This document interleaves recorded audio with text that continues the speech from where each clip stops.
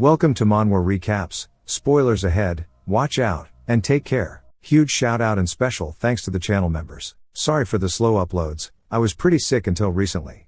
But I am all better now, so hope y'all look forward to new videos. The manhwa starts with someone banging pots and pans to wake people up at a camp. We see a man in bed that doesn't want to get up, and another man saying there's something in his boot, and that it's a bug. This wakes the other guy up, and we learn his name is Incred. These people are his squad members. He says after causing trouble he was demoted to this position. On the battlefield, we hear the commander say to attack. Incred says he doesn't have any special powers, he got here with endless training. We see him block a hit, then returns with a kick. But another soldier tackles him, and starts to repeatedly punch him, but the enemy gets his head cut off by a friendly. Incred says he actually has no talent, he grabs his sword and begins to run saying his dreams are too far to reach. An arrow flies in, doming a soldier beside him. Incred sees this and is glad it wasn't him, but when he looks forward he sees a man charging at him. Incred grips his sword, saying he will become a knight. But he gets stabbed in the chest, but he says his dream was just worn out, as he starts to bleed out. He falls to his knees, and starts to lose consciousness. He says that he didn't even know that his death would be so pathetic. He hears the sound of a fire being lit, and he opens his heavy eyes, but it's blurry, and we see ripples below him. The banging is heard again, and he opens his eyes and the man from before says there's something in his boot, and freaks out again because it's a bug. Incred wonders if he's just feeling deja vu. He's back in the battle, and turns to see a blade flying at him. He gets stabbed in the throat. Saying it's his second time, then he dies for the third time, and the same guy stabs him making it his fourth time. He gets woken up again to the pots and pans, and grabs his throat to make sure it's okay. He's sent to battle again, and turns to see the soldier who has been killing him repeatedly. The soldier lunges forward. Incred says that he cannot escape this hell. It jumps to the soldier once more lunging, and Incred says he's seen it 17 times now. He closes his eyes and accepts his fate, saying this is his 17th death. And he wishes he put more effort into his sword. The soldier begins to walk away, leaving Incred in a pool of his own blood. As he lays full of regret, we see a blue lantern swinging, and a voice asks him if he truly believes that. As it's none other than the boatman to the other side. The boatman says to feel it properly, and give up, saying he needs to despair at the wall he cannot cross. But Incred wants no part of that, as his eyes are full of resolve. The familiar pots and pans clang again. The tattooed man says he's surprised Incred woke up so early. We finally learn his name is Rem, and Incred tells him about the bug in his boot. Rem looks inside of it, and dumps the bug out. Then stomps it, asking if he put it in there. He says he watched it crawl in earlier. This is his 18th time seeing that corpse. He wonders how many times he'll have to see it before he can move on from this day. Incred says he's wielded a sword since he was young. He learned swordsmanship from a retired mercenary who came to his village. We see the one-legged mercenary, telling Incred that if he's this good, he might actually become a knight one day. These words heavily influenced Incred, and that helped him dream of becoming a knight who can slay 1,000 people by himself. He began to grin at the thought of it. He thought he was the protagonist of a bard's song. It cuts to a bar, with people laughing, making fun of Incred asking how he can be a knight when he's scared of a dog. Incred realized that his talent is nothing special, but he refused to give up, as hard work won't betray him. He believed that with enough time and enough effort he would be able to overcome that wall known as talent. We see him stabbing a monster with his blade, and he says he's started to be acknowledged by those around him. He's actually becoming stronger, but that hope was shattered when he was stabbed after a child from the village he was staying in requested a duel, and won. The kid was 12 and had only been learning swordsmanship for 6 months. The man who spent over a decade wielding a sword, lost to a mere child. Incred really wondered if that was the end for him, but he took his anger and used it as fuel to continue training to achieve his goal of becoming a knight. He would skip out on eating and sleeping to train, continuously swinging at a tree to practice during his free time. He puts his all into one of his swings, causing his sword to vibrate from hitting the tree. He is gassed out and looks up at his effort, to see the marks he left behind on the tree. He says even if he can't become a knight, he lifts his sword up, and swings again saying he will at least become an experienced soldier.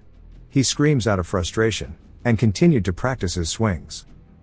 3 years later he heads to the Cyprus division. He became the squad leader of a second-rate squad. The best position he could achieve after his endless training. He calls out to one of his men named Jackson, who asks what he wants. Incred tells him to do his morning rotation for him. Jackson says alright, and just to repay him next time.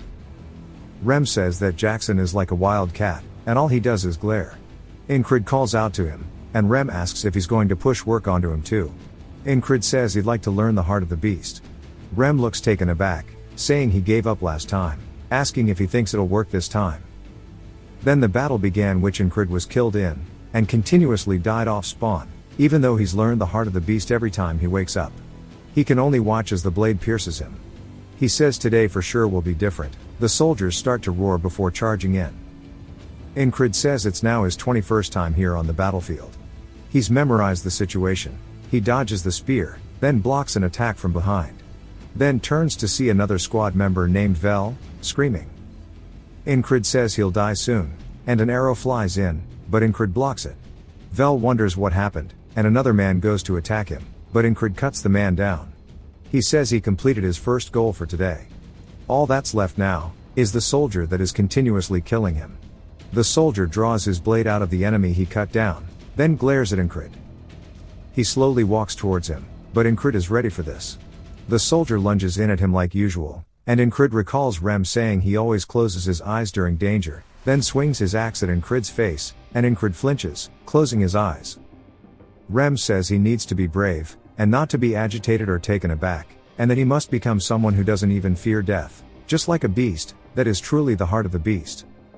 Ingrid doesn't even blink as the sword flies at him. He says that he isn't afraid of death, as death only makes him stronger. He avoids the thrust for the first time ever. He keeps his eye on the sword and his heart begins to pound like crazy. Since he avoided the attack that's always killed him, he and the soldier stare at each other. Then both start to go in for an attack, but the other soldier is way faster, stabbing his blade into Ingrid's throat. Ingrid's eyes begin to see the underworld, as he begins to bleed out profusely. He hears the boatman. Ingrid sees the boatman approach him, and the boatman says to give up and get on the boat, acknowledge your weakness and be at ease. Ingrid says no, the day he gives up will never happen. He finally saw the tip of his sword, and dodged it. After waking up, Rem says he woke up early. Ingrid is now on his 22nd life, saying he'll challenge it again. It jumps to the midst of the battle again, and Ingrid has jumped to his 33rd life. He dodges the thrust once more, and as the soldier turns to continue, Ingrid dodges, but it's too slow as his throat gets sliced, causing him to drop to his knees. We see he has a necklace that falls off him, and Ingrid says that in his time as a mercenary, he subjugated quite a few monsters. He took the request from a random village who asked for help. He helped since he wants to be a knight, and protecting the weak is a knight's duty. The elder of the village says they are poor, and hands him something. He looks down to see that it's a charm. It was a laughable reward for risking his life, but the elder said it would grant whatever he desperately wished for. He wonders if this is the reason he is having a Groundhog Day. The soldier who stabbed him says he must be in pain, and raises his sword saying he'll grant him mercy. Ingrid says mercy my ass, as the soldier is enjoying the pleasure of killing him. He executes him, and the pots and pans clang again. He tells Rem he put a bug into his boot, and Rem asks if he's lost his mind to be doing this so early in the day. Ingrid tells him to stop yelling and come outside, as he wants to learn the heart of the beast. Rem swings his axe, and Ingrid keeps his eyes on it, dodging the swing. Rem is confused, asking how he stopped flinching all of a sudden. He tells him he trained, and Rem says it's not something that can happen so quickly, and there's no way his family technique was taught by someone else. Ingrid tells him that he learned it by chance. Ingrid grabs some weapons, saying that he would like to spar with him. Rem stares at him, then smiles saying that sounds great. Rem swings at him, and he avoids it. This continues, and Rem asks him how long he's planning on dodging. While charging in, he dodges another attack, and Ingrid says the only sword techniques he possesses is the Valen mercenary sword technique. It's often called a petty trick. Ingrid starts to lose his balance, and Rem leaps at him. Ingrid gets his balance back, and readies himself for the leaping Rem. Rem notices this, and just like how the soldier he is always fighting, he thrusts his sword at Rem, but Rem knocks the blade out of his hands. The sword slides across the field, and Ingrid says even if it's just for a moment, he imitated that bastard stab. He says his body remembers the technique. Rem says that it should have made him bleed.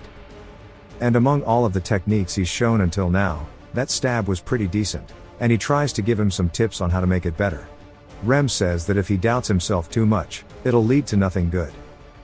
He says that he should start worrying about what comes next, rather than doubt himself, That is how he won't lose the grip on his sword, but in his own broken words.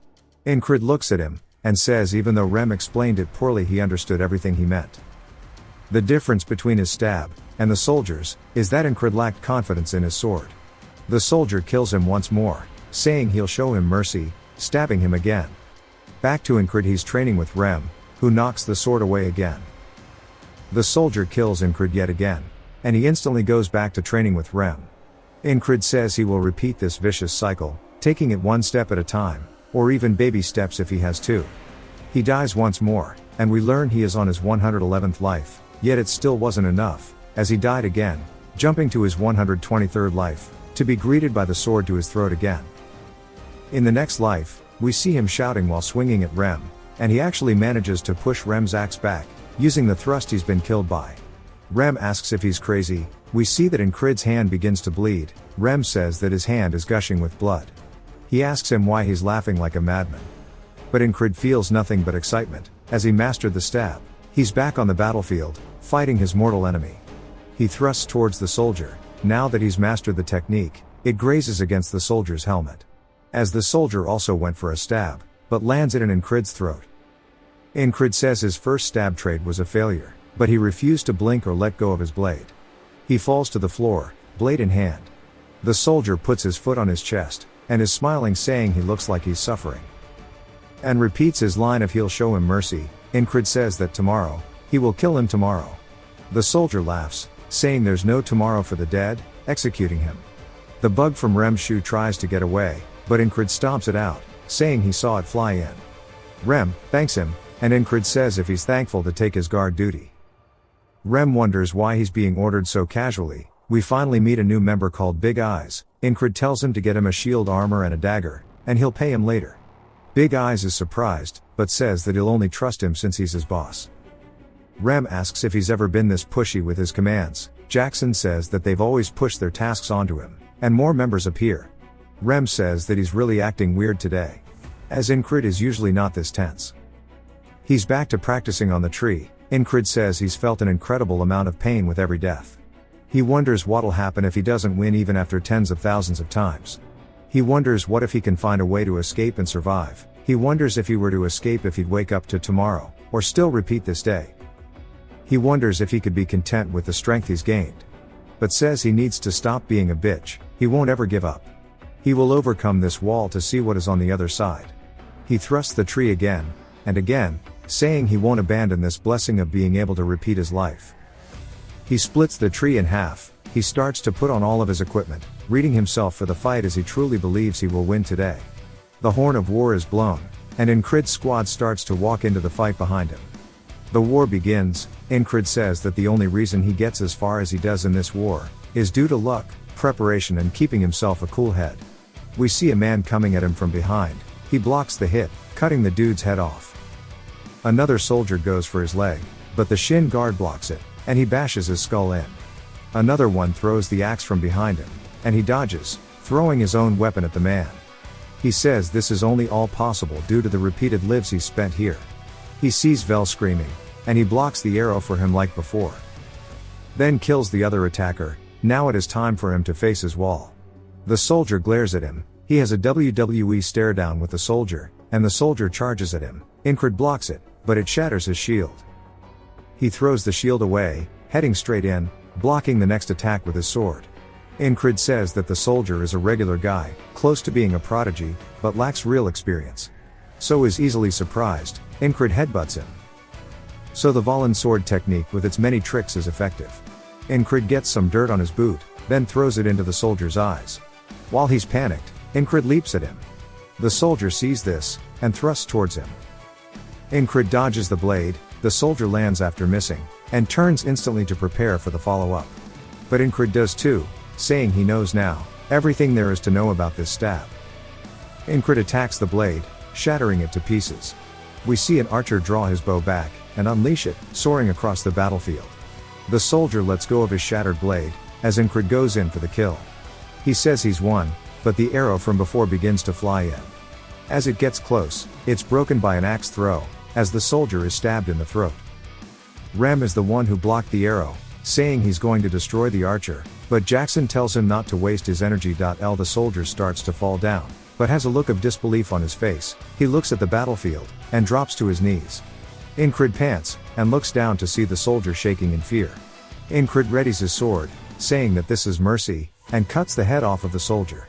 Smiles just as it's happened to him. He has finally shattered the wall he couldn't surpass. But gets kicked in the back, by a man we'll call Ponytail. Incrid grunts in pain, and Rem starts to run and saying that it's a frog. We see Ponytail is actually a frogman. While Incrid is in pain, Ponytail says he's invested a lot into the soldier. He can't believe he was defeated. Soldier's nickname will now be Pervert. Ponytail says to die, while swinging his weapon. But we see the axe block it, as Rem is pulled up to help. He swings his axe down, but gets blocked. They both lean in and start to trade blow for blow. Another soldier goes to kill Incrid, but Jackson leaps in, cutting his head off. Rem creates distance, as does Ponytail. They have a standstill, and Rem says if he wants to kill his squad leader he needs his permission first. Ponytail asks how the weakling is commander. Rather than Rem explains to us that frogs are a race born to fight, and he'll either have to burn it with magic or kill it with one strike. Ponytail looks at Rem, wondering why he's on such a small battlefield, saying he'd have to risk his life to kill him. Then says it isn't worth it, and stands up straight. Then walks away. Rem calls him a coward. Jackson runs while carrying Incrid, and Rem helps block the soldier in front of him. Another soldier goes to follow up, but another party member stops him. A whole row of soldiers drop, as another one of the boys pull up too. Incrid's vision is blurred, and their allied force say to retreat. He closes his eyes while they all retreat. He plops back into the underworld, as the boatman says that he's managed to survive another day, but that's it. He won't be able to withstand the walls that keep appearing in his way.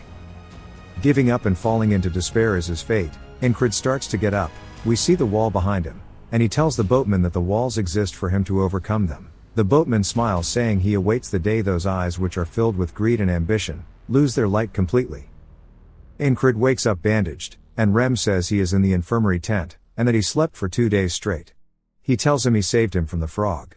Incrid is confused, and says if it was a frog he's amazed he survived.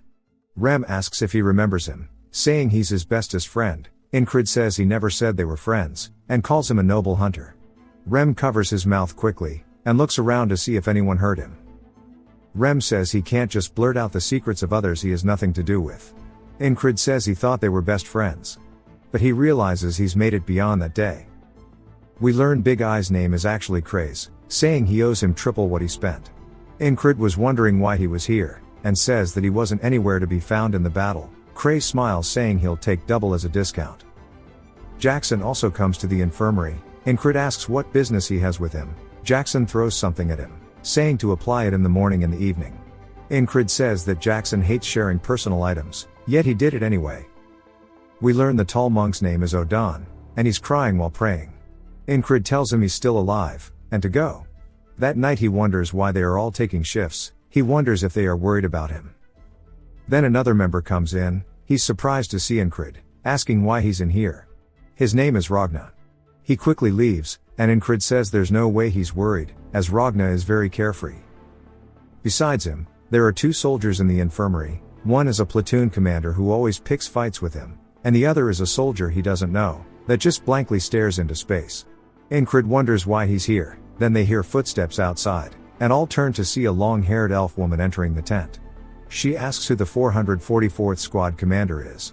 Incrid is confused. The other platoon commander calls her a fairy. She asks him what group he is with. He says his name is Vengeance. He is the 3rd platoon commander of the 2nd company.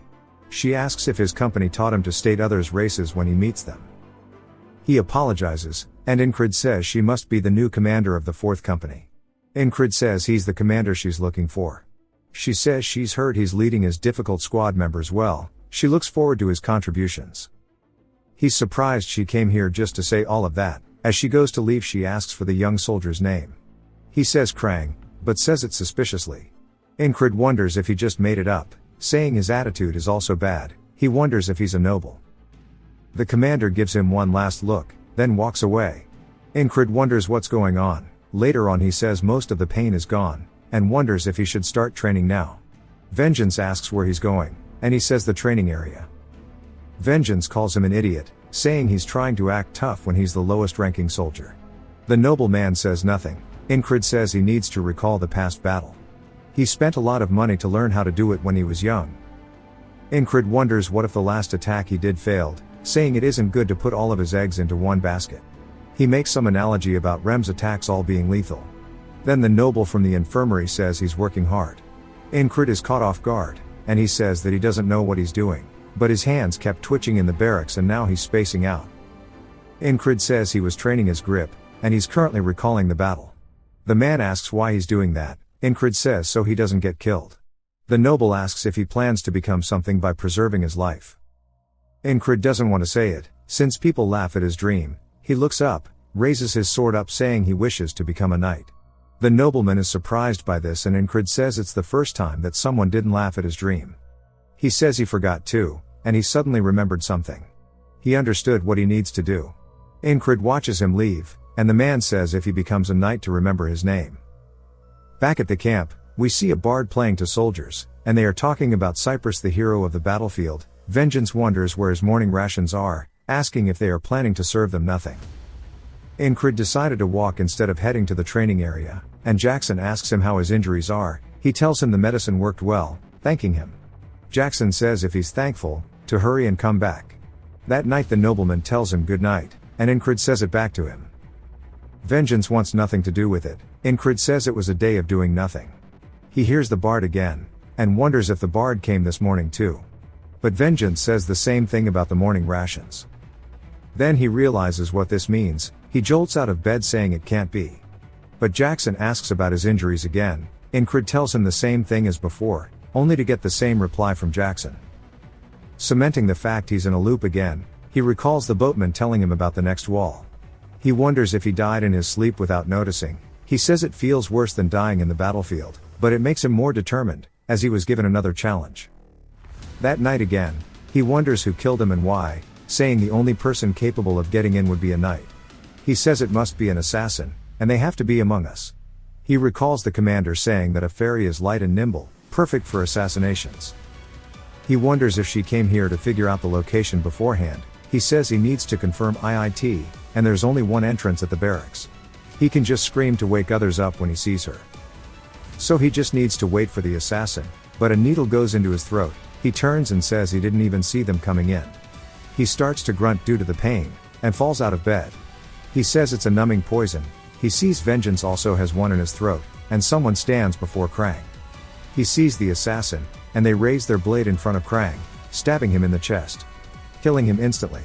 Another person stabs their way into the tent. He says it's another assassin.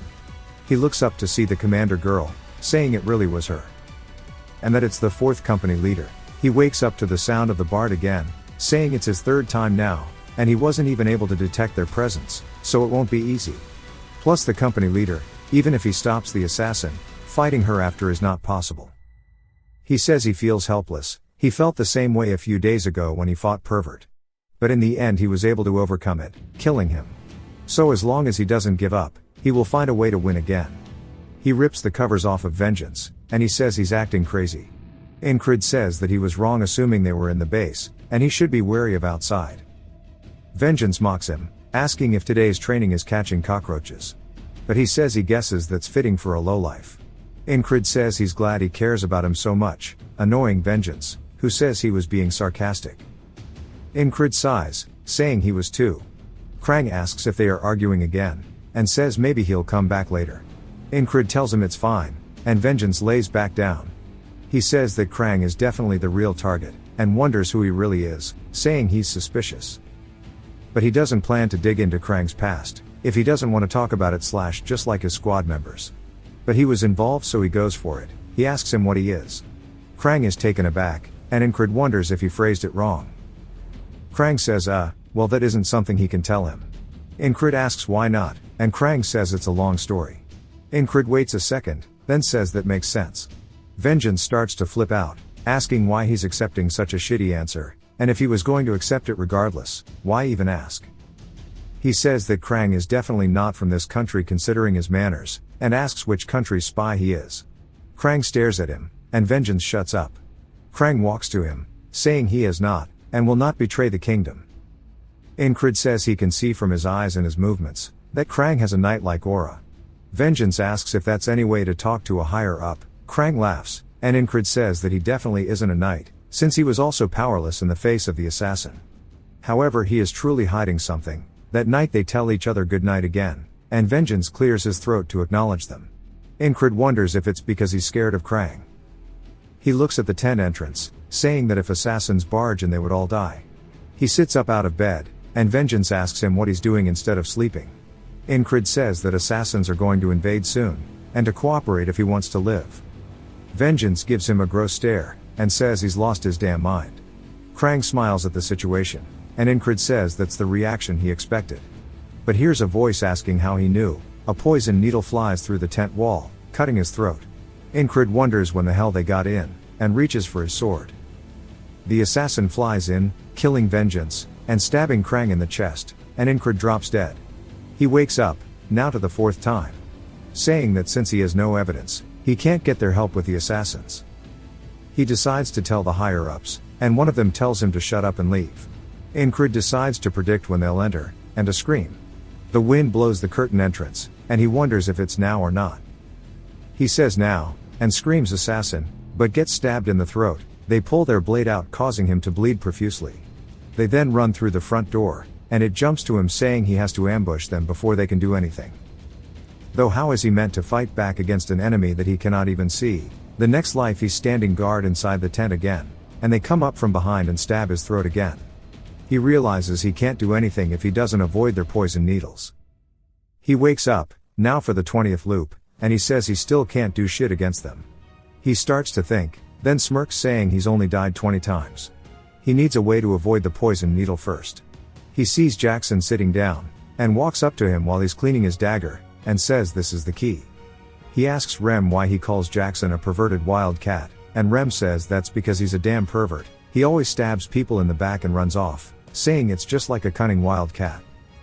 Jackson sees Incrid, asking if his injuries are okay, and he says that Jackson would surely win against the assassins, but he can't take him with him, since he has no authority, and that it's a wall he must overcome by himself after all. He calls out to Jackson, asking him what he would have to do in order to stop himself from being assassinated. Jackson thinks for a second, and says he's not sure, since nobody has survived any of his ambushes, making Incrid realize he's found the right guy to help. He then asks Jackson if someone like him were to stab him in the back, what would he have to do in order to stop it? Jackson thinks about it, saying he's not sure as nobody has ever survived. Incrid's face still looks determined. Jackson thinks about it, and then lets out a long sigh, saying that he needs eyes on the back of his head. Incrid wonders what that means, and asks him.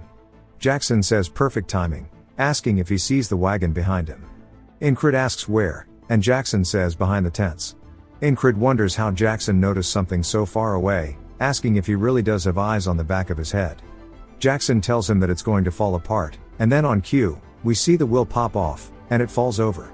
Incrid is surprised, asking him if he's a prophet, but Jackson says he just has spent too much time with that barbarian. Incrid tells him to stop kidding around, asking him how he knew. Jackson points to his ear, saying sound. He heard creaking from the wagon's axle. If you can hear what's around you, you can predict what's going to happen next. Incrid is surprised that he heard something so quiet as he didn't even hear the wagon itself. Jackson says basically you don't need to see to sense what's around you, and you can keep trying to listen to what's around you to practice, hone his senses, and isolate the sounds. Incrid says that was a nice explanation, and before he would be too lazy to even reply to him. Jackson says that's just how he is, but it's better to do this than have him on his heels, and nowadays it seems like he's too determined to give up. That night, we see Incrid in bed, saying that he's come across his second wall now in the form of faceless death.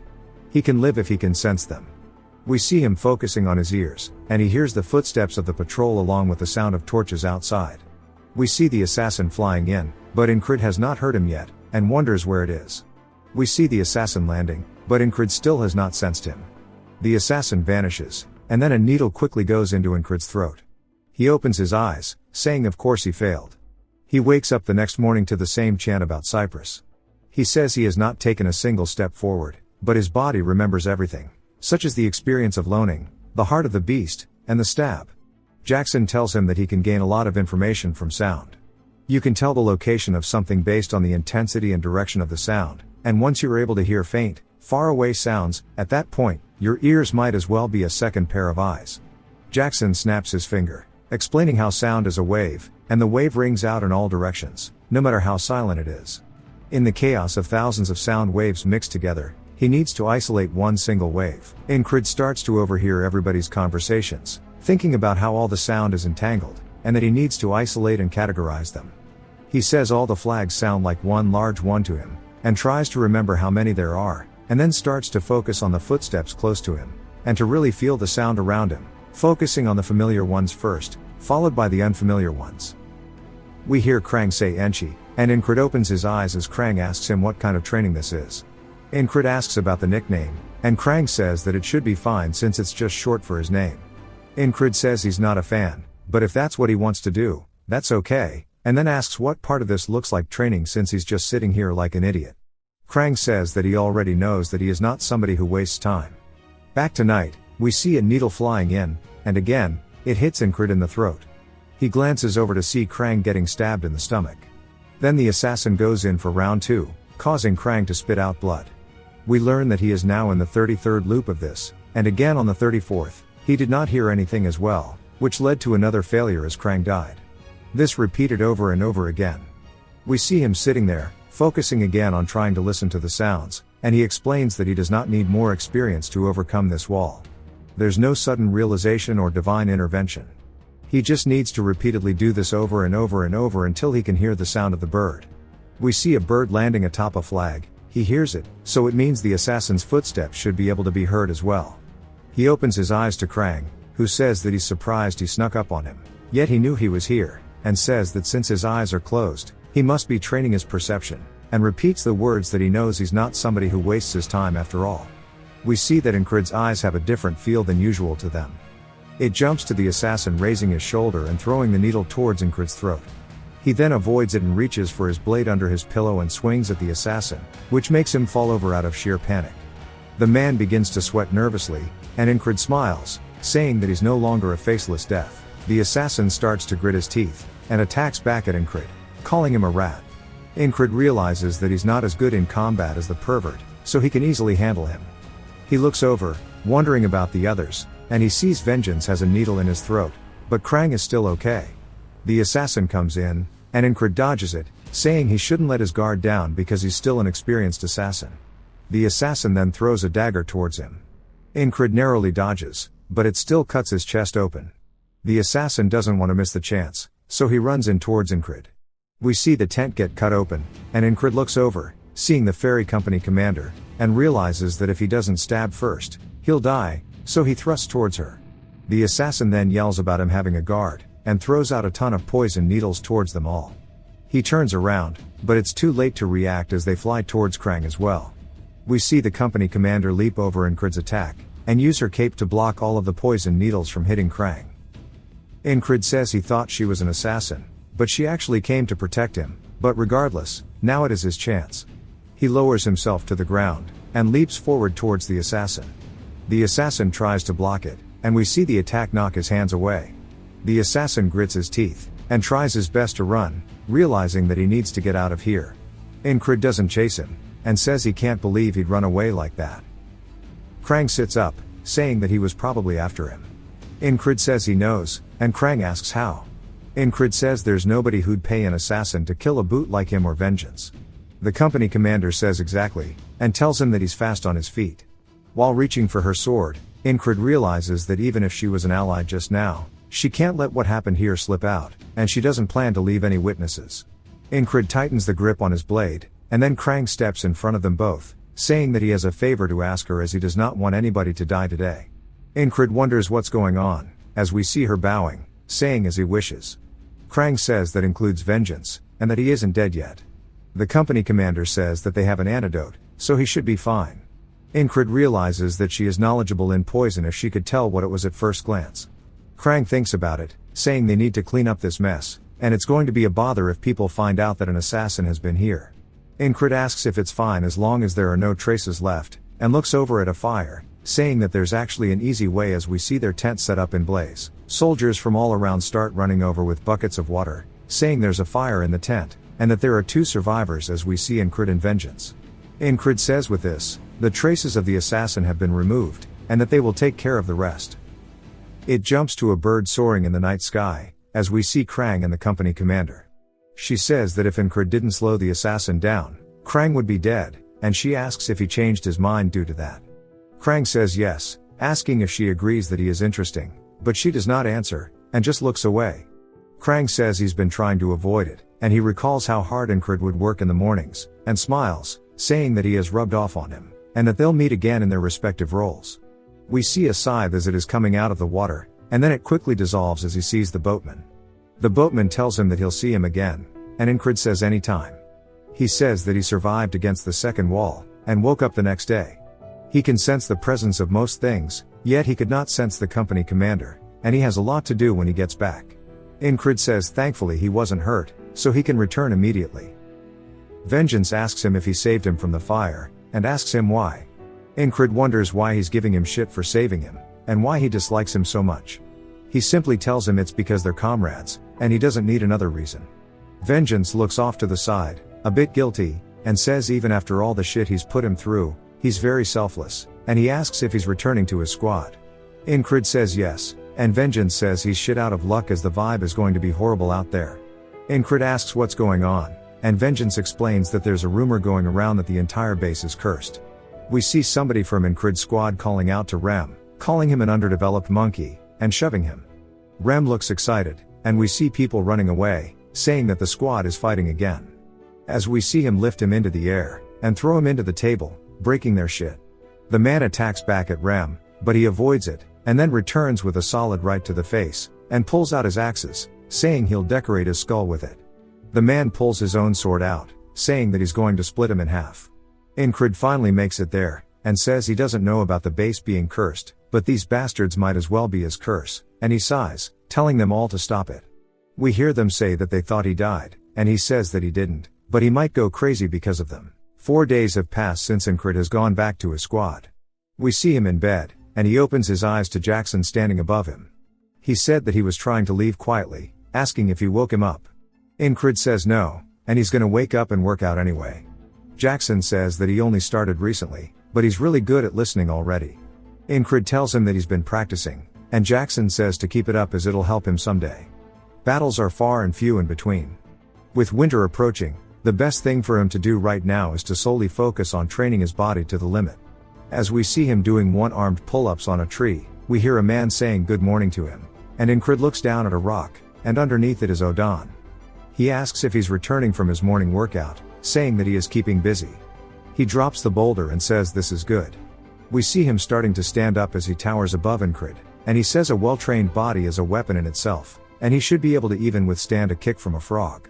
But that he's too thin, so he needs to continue training. Incred says he's just excessively large, but he'll try it.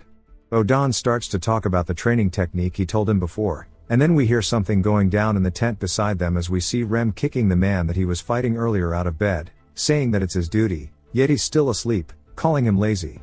The man starts crawling towards his sword, grabbing onto it, and swings it, telling Rem to eat his ass. Rem starts to swing back, and Incred enters, asking why they're fighting again. Odan tells them that violence solves nothing. Rem explains that this dude is trying to starve them, and Incred says if it's his turn to start cooking, then to do it, and Ragna says okay.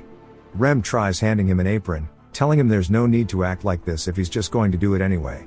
Ragna slaps it away, saying that it reeks, and Rem starts sniffing it, saying that it smells good.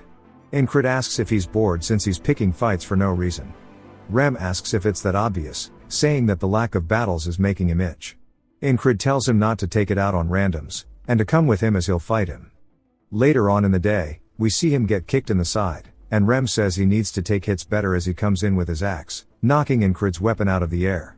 Incred keeps himself calm with the heart of the beast, and as Rem comes in with another attack, he deflects it, saying that he needs to utilize his hearing to block hits. He will continue what he learned while dying hundreds of times, and thrusts towards Rem's face. Rem avoids it, but it was still a good try nonetheless. Then he grabs onto his sword with his axe, using it to hold him there, and then grabs him by the collar, using his own momentum against him to push him into the floor, saying that he was expecting more since he improved so much recently. But asks what made him boring all of a sudden, saying he's seen the stab a lot now, asking if there's anything new. Incred starts to get back up, saying he knows that he's different now, and he can repeat everything hundreds of thousands of times. He glares at Rem, saying to try it again, and he'll destroy him this time. Rem starts to think to himself that even if his skills are really bad, he doesn't get sick of seeing how determined his eyes are. He smiles, saying that he can only say that after he's laid a scratch on him. It begins to rain, and they both look up, surprised as it came out of nowhere.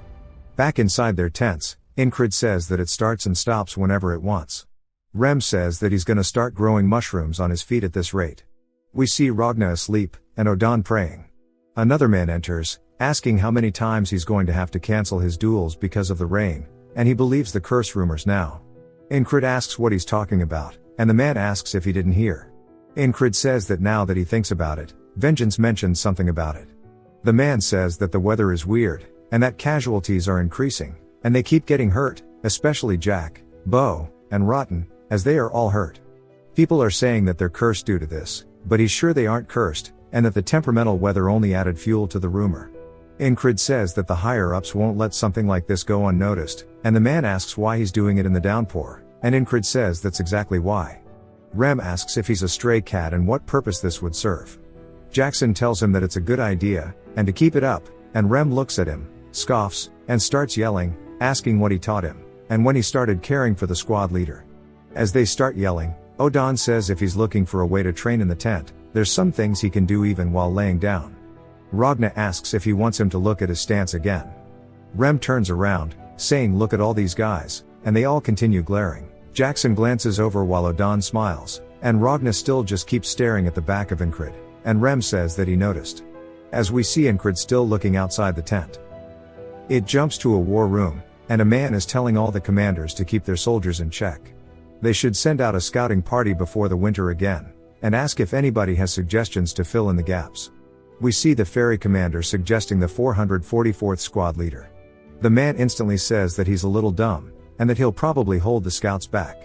She tries telling him that he could bring about unexpected results, and he asks why she thinks that, and she tells him that it's just a fairy's instinct. The next day, we see Ingrid talking to her, and he's asking her why he's being sent to the scouts, and she glares at him. It jumps back to the man from earlier asking Ingrid if he pissed off the company commander, and he asked what he could have done to do that, and he suggests that he did because there's no other reason for her to specifically pick him. He wonders if she's going to kill him now that Krang has left. Rem asked if he's really going, saying that he can help him get out of it while holding his axe. Ingrid says it's not like he can use that axe on a superior, and that he's not like Rem. Rem says that's not what he was going for, and Ingrid says that he'd better not do it either as he has a history of being violent. We see Odan praying that they don't take Ingrid away from them, and he wonders what's wrong with them all. Ragna sits up, saying that he can go in his stead as well. They all kind of stare at him funny because they know he's directionally challenged. Jackson says if he's going to be scouting in tall fields, and that he needs to pay attention to the changes in the grass, noticing disturbances, and that's the first step to overcoming an ambush.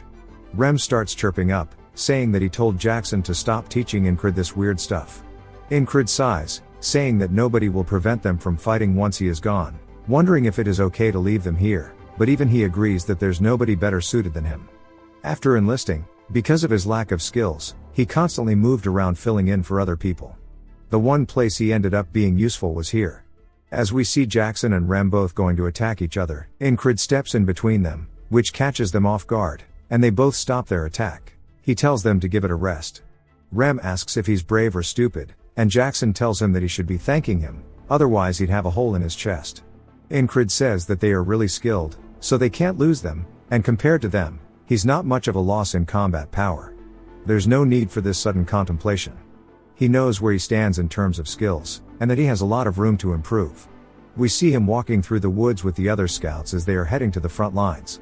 One of them sees him with his eyes closed and tells him to lock the fuck in, saying that they may both have the same rank, but he's the leader of the scout squad, and if he has a problem, they can fight it out. His name is Andrew Gardner. Somebody else laughs, asking Andrew if he really thought Ingrid would fight him, saying he's an outcast. Andrew begins to smirk, saying that if he does try, he'll make sure not to hurt him, and then he starts flaming him, saying that a squad is only functional because of its members. He tells everybody to listen up, if they meet the enemy, they'll bash their skulls in. Ingrid says they are very loud, asking if they don't understand what scouting means, and that Andrew is too green for this. They spot some tracks on the floor, and Andrew says they are new tracks.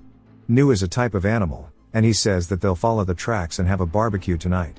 Incrid says that New travel in groups of at least 20, and if he's seriously gonna go fight this, wondering what is going on inside his head.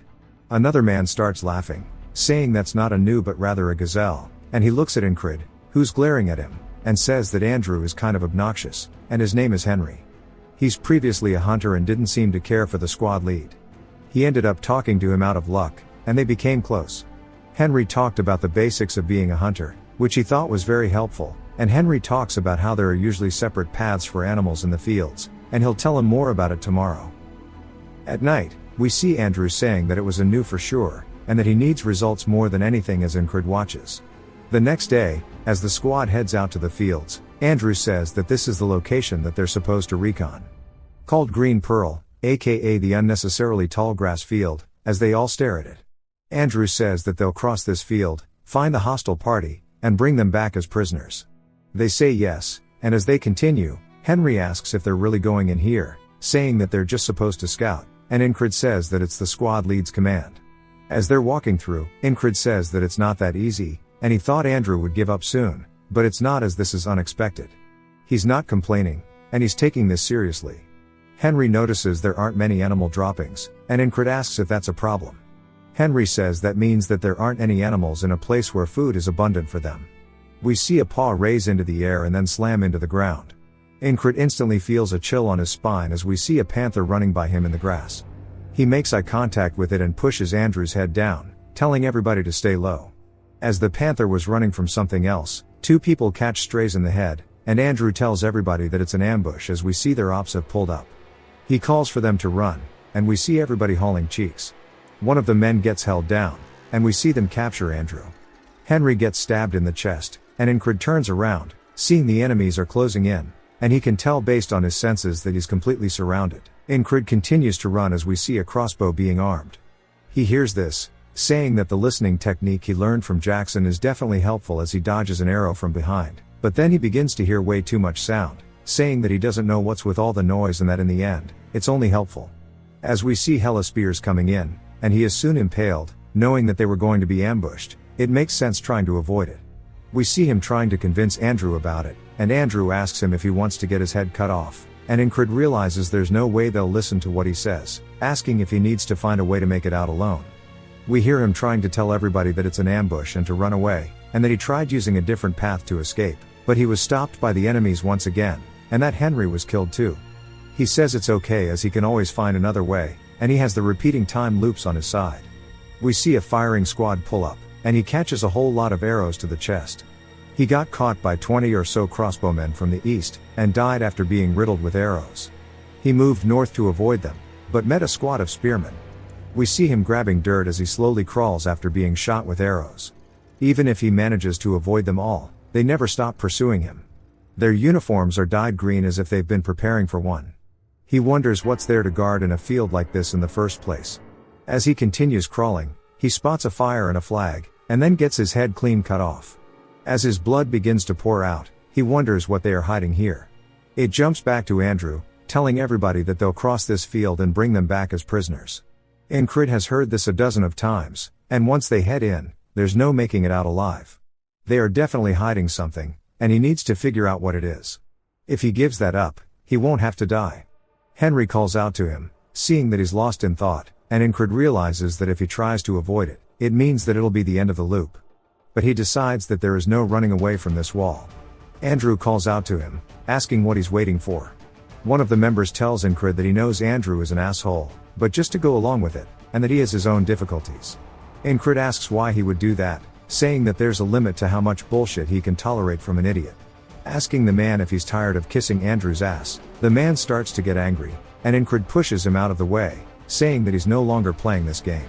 Andrew goes to draw his blade, asking him if he's disobeying orders, and Incrid realizes he needs to reframe the situation, and tells him he's not disobeying him, rather he's going to be the one giving commands from now on. Andrew starts to get angry, and Incrid explains how he survives the longest, along with the other soldier and Henry. The soldier with the scar on his face is as tough as he looks. He's the most skilled one in the squad, but stays on Andrew's ass, and he's got to be some type of bodyguard or babysitter. Andrew draws his blade, saying that he can try to take command if he can beat him, and tells him to draw his sword. Incrid says a normal soldier wouldn't have a bodyguard, and that he's obviously properly trained by his posture, and that Andrew must be the son of a rich lord, but says if that was the case he wouldn't be so eager for results, and suggests that he is a fallen noble. Andrew says that judging by his pathetic skills, yet high rank, he must be someone who never trains while leeching off money. Incrid says whatever he is, he can't keep following his orders, and Andrew starts to tell him that he's different from him, as he has a mission to fulfill. Incrid starts telling him to come at him, saying that he doesn't know why he's running his mouth so much, and that he's light work. This pisses Andrew off, and he starts to run at him. Incrid says that normally he would struggle against someone like him, but he's obviously being looked down upon, and that his brash actions will lead to carelessness. Andrew thrusts towards Incrid's head, and Incrid uses his hand to deflect it, saying that carelessness is the best chance he has. As Andrew's arm is sent flying backward, he realizes that he made a mistake. Incrid capitalizes on it by getting in close and punching him in the stomach, causing Andrew to spit up and fall to the floor, coughing. His babysitter and Henry are both surprised that it took one punch, as they thought that Incrid was a weakling. Incrid says from now on, the squad is under his command, asking if anybody has issues with this. Henry is speechless, and the babysitter starts thinking about it, and looks down at Andrew, who looks disappointed in himself. The man sighs, and Incrid says that this is the first step. We see them walking through the forest, and they wonder what Incrid is thinking. Incrid then asks Henry what his dream is. Henry is a bit taken aback, and wonders why he's curious, but tells him that he wants to marry a beauty who runs a flower shop. Incrid says for him to do that, he has to survive. Henry asks another man, and he says that he recently became a father. Incrid tells him if he wants to continue being one, he has to survive. This continues, and we learn that one of the soldiers wants to open his own business, and another wants to return home. Incrid asks Andrew, and he says that he wants to fulfill his mother's wish, and that his mission is to revive House Gardner. Incrid says that since they all have dreams to fulfill them, they have to make sure they get out of here alive. He stops walking, and tells them, rather than trying, they will guaranteed make it out of here alive. Everybody is surprised by this, and Incrid says that he needs them to move proactively, as there's nothing more motivating than life itself, and the enemy will soon appear, and he was planning for them to break through. He points towards the grass, telling Henry to shoot an arrow over there, at head height. Henry tries to tell him there's nothing there, but Incrid says he's not repeating himself and to shoot. Henry fires his arrow off, and we see it hit one of the men in the face. The enemies then yell that they are being ambushed, which surprises Henry and the others. Incrid draws his blade, telling Andrew to stay on his ass. Andrew grits his teeth and runs in, and Incrid says that he was wrong, and to fight with the upper hand, they need to find them first and ambush their enemies. As we see him stab one through the back, and then he readies himself for the next one, the enemies start to wonder what's going on and yell to kill them. We see Andrew stab one in the throat. Incrid says they need to take advantage of their confusion to reduce their numbers as much as possible. The reason he brought Andrew was because his bodyguard will follow. We see one of the men going to attack from behind. He instantly gets his head cut off and then cut into pieces by the babysitter. Incrid says this will be the best chance they have. We see Incrid cut one of their arms off, saying that the enemy, which originally numbered 12, has been cut down to 8 people. The rest are coming up, and we see the rest of the boys pull up. Incrid orders them to kill them all. The boys charge forward, dealing with their enemies. Incrid says in a tall grass field like this, the enemy soldiers have a hard time finding their location too. There is one reason they discovered them first. We see the panther running by them. One of the enemies gets jump scared by it and then tries to attack it, but Incrid comes out from the side and stabs the man in the stomach. Incrid says they were chasing the beast the first time around and coincidentally discovered them. This time they failed to notice their ambush because they were focusing on chasing it. Things are going smoothly, so he won't let it die easily. Henry tells them that they have finished, and we see Andrew is gassed out while his babysitter cleans his sword. Incrid tells them they will be moving immediately, while the panther watches him from behind. After one casualty, their unit has 6 people remaining. Even after multiple cycles, it was impossible to save everyone. However, this was the most survivors he had, and he wants to keep pursuing. We see a man watching guard, and he quickly gets his head cut off by Incrid. Incrid says due to the loops, he knows the quantity and locations of the enemy soldiers. If they keep going straight, they will get annihilated by 30 crossbowmen, so they need to turn right here to avoid them. The spearmen who persistently chase them every loop need to be disposed of quickly, or else they will hamper their movements. To avoid the difficult fights, using hit and run ambushes, they escape the enemy's encirclement. We see Andrew killing one of the men. His babysitter says he can tell he is overexerting himself. When it is dark, it will be hard to find the exit. They need to escape while the sun is still up. Ingrid tells them they need to keep going forward, and he asks him why he is going further inside. Ingrid tells him he knows it is the right direction and that he won't accept any disagreements, and to follow him. The babysitter looks pissed. Henry is then surprised as we see him pointing his blade at Ingrid, saying that he should act right, and that he has no plans to follow him to his death. Even if he has to kill him now, he is going to find a way to live. Ingrid says that he himself should know it is too late to turn back. After the commotion they made, their retreat path will have already been swarmed by the enemy. The man asks if he should really follow him, and Ingrid says he wants to make one thing clear, that he wants to survive as well. Andrew thought Ingrid would be some useless trash, just like his father who had given up on everything and just wasted the wealth of his house. But that was not the case. In fact, he reminds him of his mother, as we see her telling Andrew that their house may be finished, but even so, she hopes that he becomes somebody who can lead their people. He needs to earn their trust and rebuild their family. Andrew says he has always wanted to be like her. We can tell by Ingrid's eyes that he is someone who paves the way, as he says to trust him and that they will survive. Andrew steps up, saying that he does trust him, and calls Ingrid captain. His babysitter tries to call out to him, but Andrew says that the captain right now is Ingrid, and that a squad follows the orders of its captain. The babysitter is surprised, and Ingrid tells them to crouch down until he gives the signal and to stay close. The first step to escape is to take the initiative and ambush the enemy to break out of their encirclement.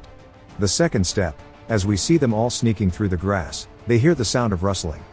They see enemy soldiers walking by them, and there are quite a few passing by their location.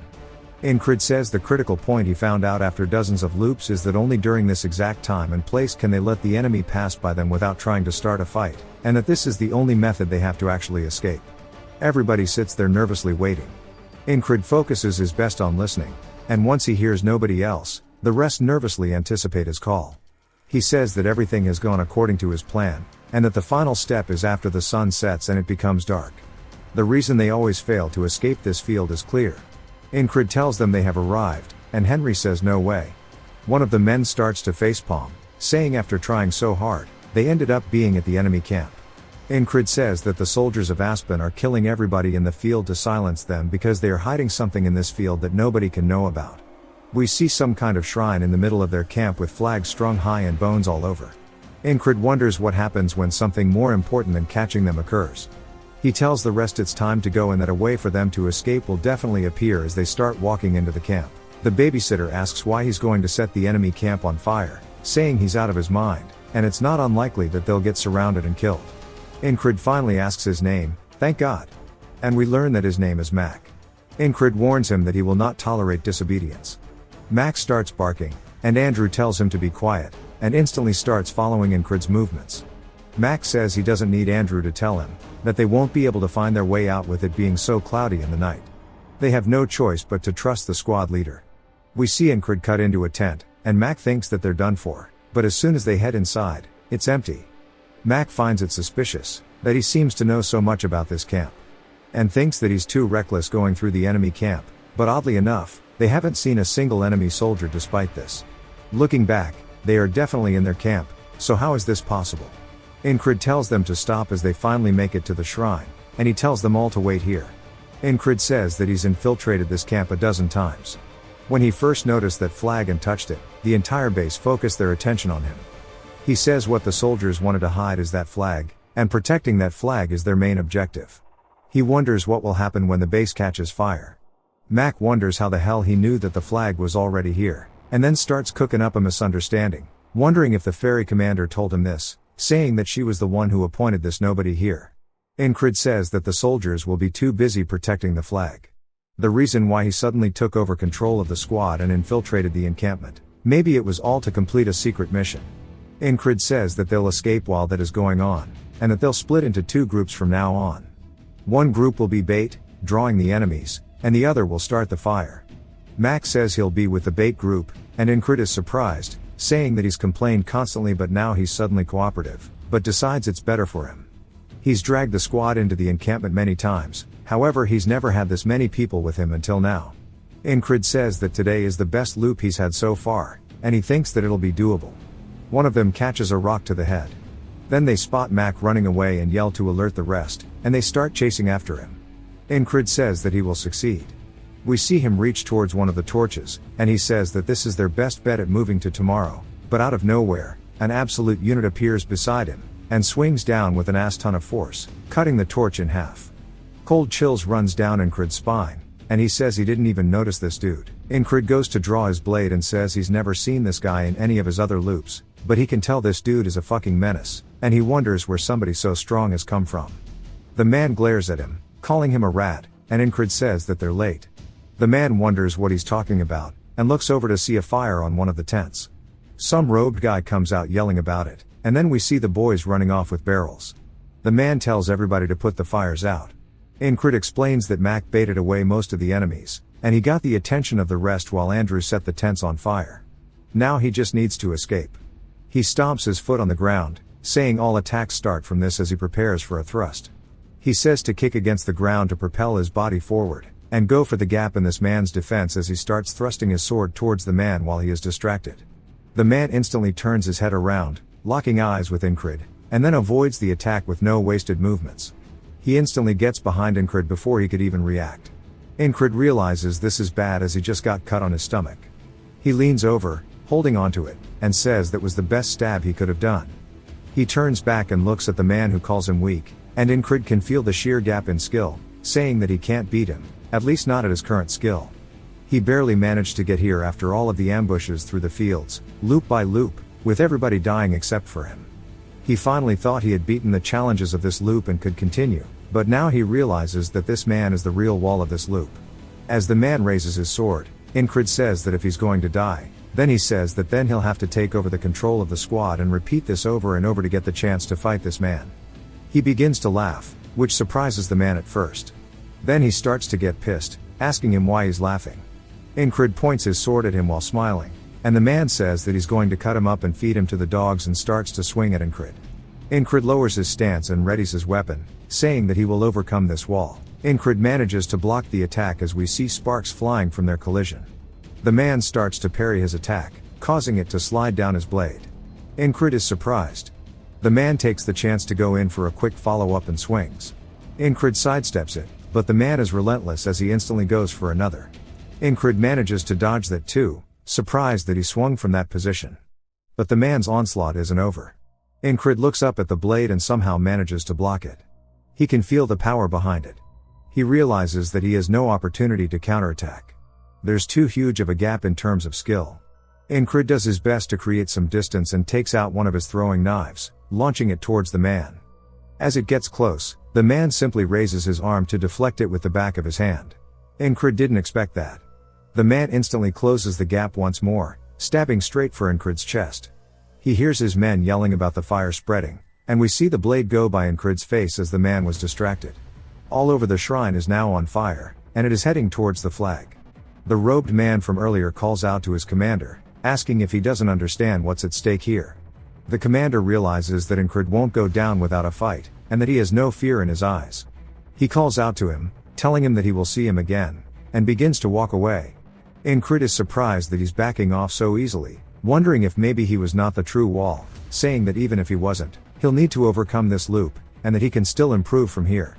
He hears Andrew calling out to him, saying that they need to go now. Incrid turns back to glance at the commander, as Andrew continues yelling.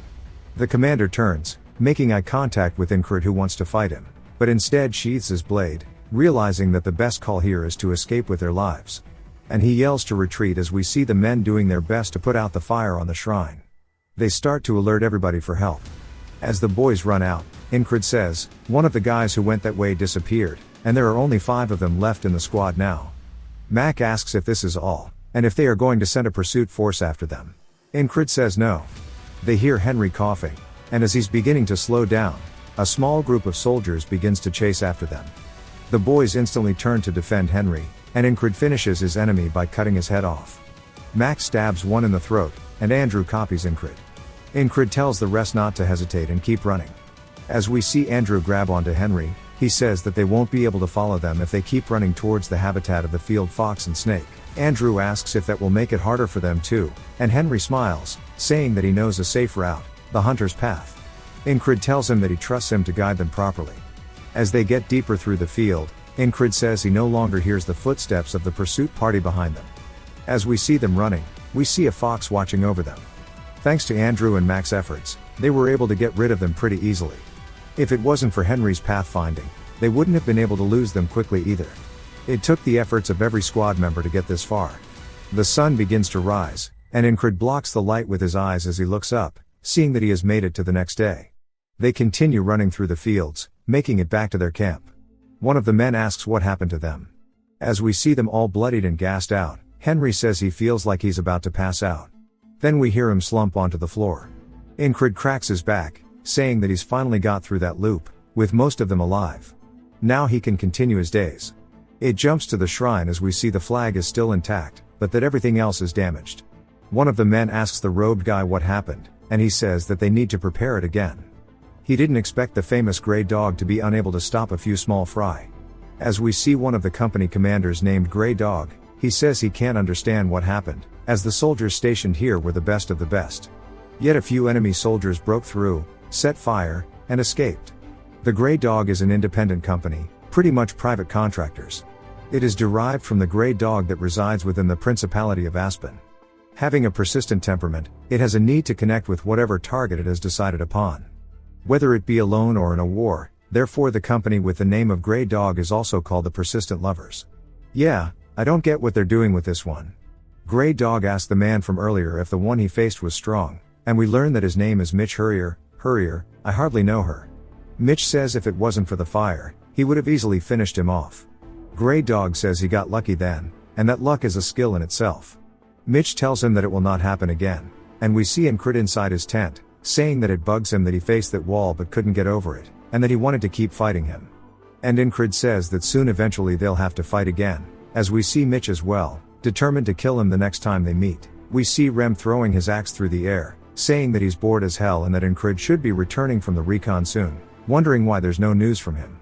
He catches his axe and sits up in the bed, wondering if maybe he died. He says while he got better recently, he's still a small fry, so it would not be surprising if he did. It doesn't happen often, but he actually liked him, and sighs, saying that there's nothing he can do if he's dead. We see Ragnar waking up as well, and he looks over at Rem, who's in a weird pose, and he asks him what the hell he's staring at. Rem waves good morning to him, and Ragnar returns with his own wave.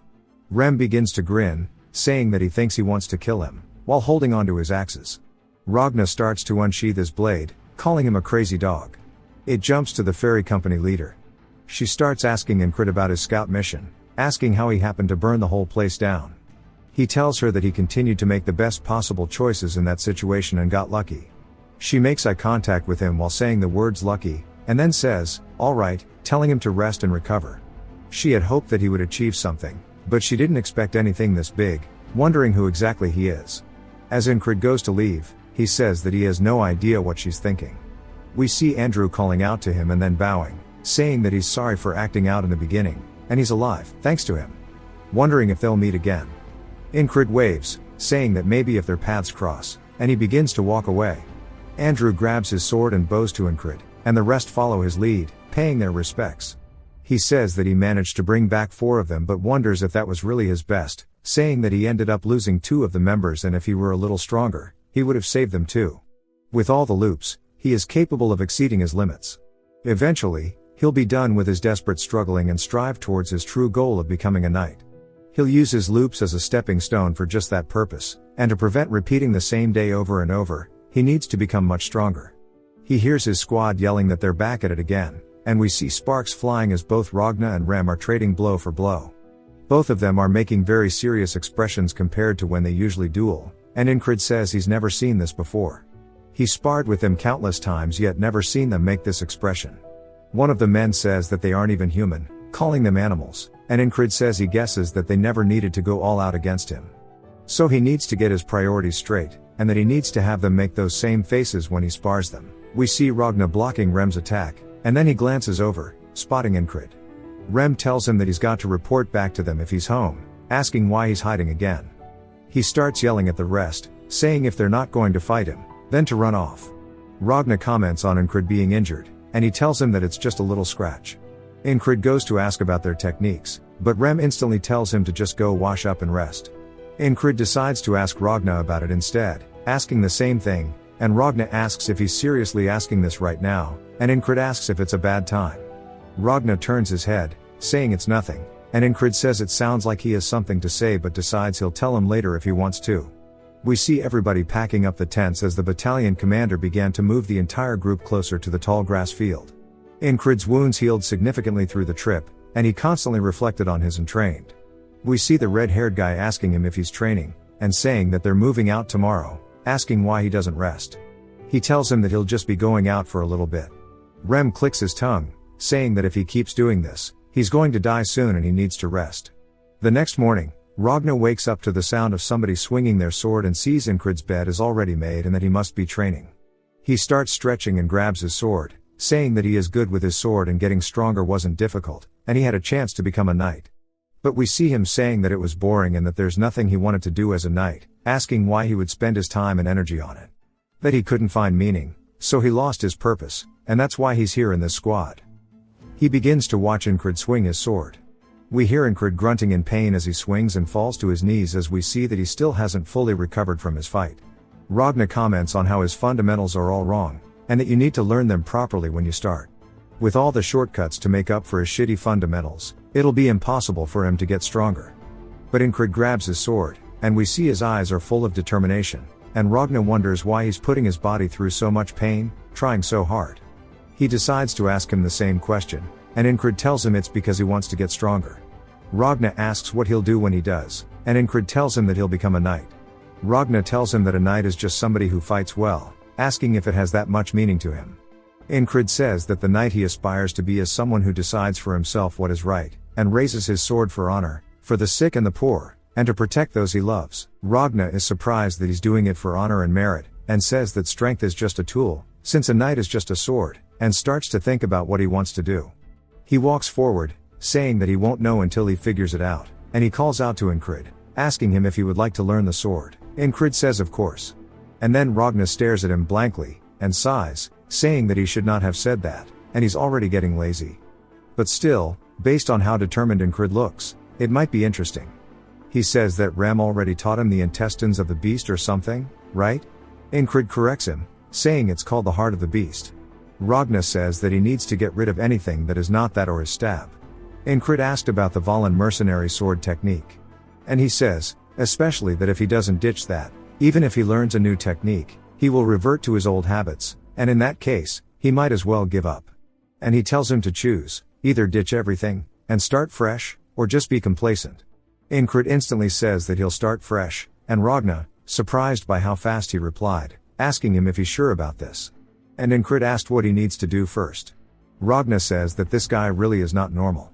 And while he has a good physique, he wields too light of a weapon, and he should find something heavier, and hands him his blade. Incrid asks if he should really be handing his sword over like that. And Ragna says it doesn't matter as it's not special, and tells him how to properly grip the sword by having his right hand above his left. He then notices he's squeezing tightly, asking why. Incrid says so he doesn't lose his blade. And Ragna asks him who taught him this. And he says Rem did. Ragna clicks his tongue, calling him a useless bastard, and tells him to get into his position. He then raises the sword above his head, and swings it down on Incrid. He blocks it, and we can see his hands shaking. And he says that shit hurt, asking why he did that. Ragna says of course it would hurt. And if he stiffens up, it's only going to get worse, and says he's essentially like a branch or a column or something like that. Incrid wonders why everybody in his squad talks like this, asking if that's a metaphor, and what that's even meant to mean. He wonders if it means that he's too stiff because he's clenching the sword too tightly. Incrid says he probably means to say that he needs to stay flexible with the sword to keep his sword from breaking, and he needs his movements to be more malleable. He then loosens his grip, and then we hear Ragna slash his sword a couple more times. And then he kicks Incrid's feet out from under him, telling him to pay attention to his balance. Incrid tries again, and he asks him where his feet are pointed. And then smacks his sword, saying it's too stiff, telling him to try again, asking him if he's trying to break his wrist. We see Incrid go for an attack, and Ragna taunts him, asking if he was trying to dance. This continues on throughout the day until we see Incrid on the ground. Ragna sighs, saying he did not realize it was this shit, and that Incrid has none of the basics down, and that it's not something that can be taught. We see Incrid gassed out, but he tightens the grip on his sword. Ragna stares at him, and then thinks about something. And Incred asks if they can go again. Ragna sighs, and draws his blade, telling him that they should start with the baby steps. We then hear Rem asking where they have been all day, asking if they are playing picnic here, skipping meals and shit. And he points at Ragna, asking Incred if he's giving him a hard time, asking if he wants him to take care of him. They start their typical banter, and Incred asks if there's something going on, because Rem is dressed up. Rem tells him that it's because they're being summoned. As the enemy forces are gathering in the distance, we see everybody preparing for combat. And it jumps to the ferry commander standing on a cliff above all the soldiers, as well as Incred's entire squad suited up for battle. Ragna wonders if teaching him was a mistake, saying that he's still new to the technique so he probably can't fight all that well. And then he might die because of that today. He puts his sword on his shoulder, saying that he's definitely going to need to babysit him today. Incred wishes that he had more time to practice. Some of the soldiers start asking why the enemy's formation looks like that. As we see that flag from the camp, and that they are all spread out in a very specific pattern. As the robed man stretches his hand out, saying this is the end. A strong gust of wind suddenly starts to form from where he's standing. And the ferry commander realizes that it's a spell. All the soldiers fight to maintain their posture as a fog envelops everybody. Incred looks around, saying he can't even see the people next to him. A lot of the soldiers start to panic due to the fog, and Incred hears something. All the other soldiers hear it too, and wonder what that noise is. They start to panic, and Incred yells, telling them all that it's arrows.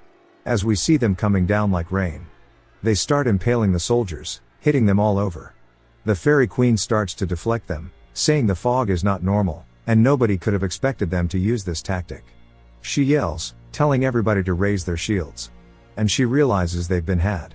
The robed man begins to laugh, saying it was so difficult to get this spell together. He had to offer up the blood of many animals, while collecting a ton of water by casting rain spells. And once the spell is active, the fog will obscure all vision. Unless you're under the casting point of the spell, which is the flags, it's going to be a one-sided battle. And he calls it the fog of annihilation. We hear Mitch telling him that he looks satisfied. The man says of course, if it wasn't for that flag almost burning down, this would have been a cakewalk. And Mitch thinks about Incred, calling him an asshole, as we see him doing his best to endure the arrows. The second barrage of arrows starts to come in, and we see Incred evade one. He hears a voice behind him telling him to keep his head down, and he recognizes it as Ragna. Then we hear Rem say that this is a spell, and he's pissed. Incred says that he's right in front of his eyes but can't identify him, and he won't be able to fight properly like this.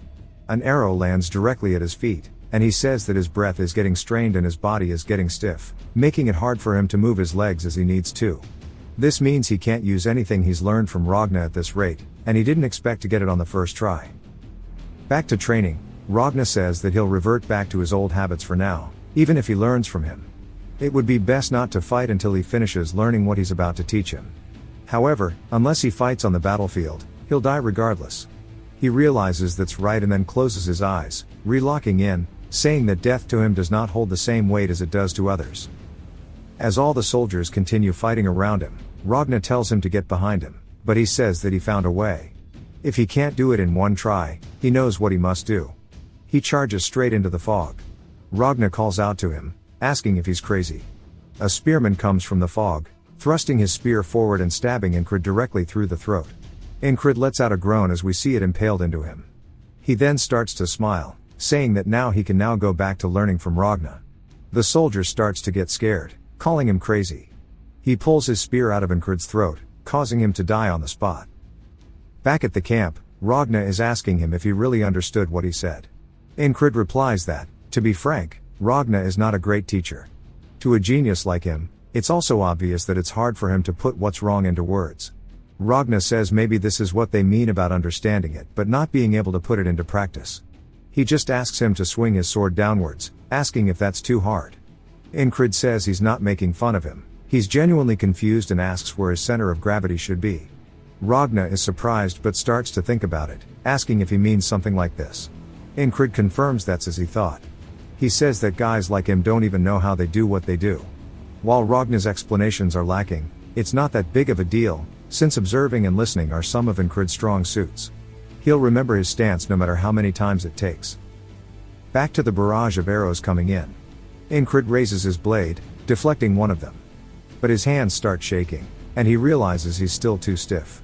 Another spear is thrust forward, and Incred doesn't even dodge it, saying it's okay, so he can just die and continue learning. So he takes it to the throat. Back to training. We see him moving his feet as he dodges underneath Ragna's blade. He says this is now the 31st loop, and he is capable of flexible movement. Ragna tells him that the step he took is pretty good, asking where he learned it, and with that he should be able to start learning the basics already. Ragna explains that the 3 basics with a sword are cutting, stabbing, and slashing. He needs to use the edge of the blade for defense, and if the sword is good quality, he can also use the sides. The shortest distance between the opponent and him is called the line of attack. Using the sword is all about blocking the opponent's line while extending his own. He tells him to draw his opponent in and reach out to him with his sword. Back to the battlefield. The spearman is thrusting forward. Incred watches as it grazes past him and he thinks that his feet are light, so he can easily dodge this. Then 4 more spears are thrust out in front of him, immediately killing him on the spot. He says that little by little, his loops are starting to change. We see him actually parrying Ragna's sword, which surprises Ragna, who asks if he really just parried that. Incred is determined, saying that even though it's only a little bit at a time, he will make sure to continue this cycle. As he does a diagonal slash at Ragna, Ragna says that it no longer needs work. He seems a little surprised. Incred claims that even though they're baby steps, they're still adding up to be long strides. As he's running forward in the smoke, Ragna calls out to him, asking if he is crazy. Only for him to die once more, smiling and saying that as long as he can achieve steady progress, he'll die as many times as he needs. We see Ragna raising his blade as he swings down towards Incred. Incred ducks forward while bringing his blade up, successfully countering Ragna's attack and knocking it away. Incred states that it is now the 100th loop. Ragna is looking at his blade in complete disbelief and then looks back down at Incred, asking him what the hell his deal is and who he is, since he can no longer recognize his captain's movements. Incred says that Ragna no longer looks at him the same, and he thought he couldn't improve much more with his talent. As he's running in, Ragna calls out to him again, but Incred continues marching forward, saying that he has surpassed his previous level. We see him dodge the first spear as he follows it closely. He completely runs past the enemy soldier without killing him, as he has a goal in mind, the road to becoming a knight. As he charges directly into the back line of the spearmen, they thrust forward, impaling him yet again. He starts to smile through death, saying that this is so fun he might actually go insane. Back at the training camp, Ragna calls out to him, asking if he wants to learn the sword once more.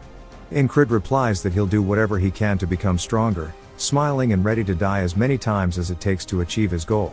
Ragna says there's no way he'd be this good, as he's confused, asking if he's been fighting like shit on purpose until now. Incred says that's not it, but Ragna continues, saying that he's got all the basics down and it seems like he only needs experience if anything else right now. Back to the battlefield, as the arrows come in, Incred says that he has now been on this loop for 200 attempts.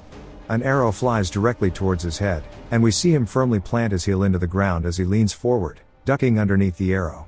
Saying that he plans to see how far the techniques he has learned will take him today.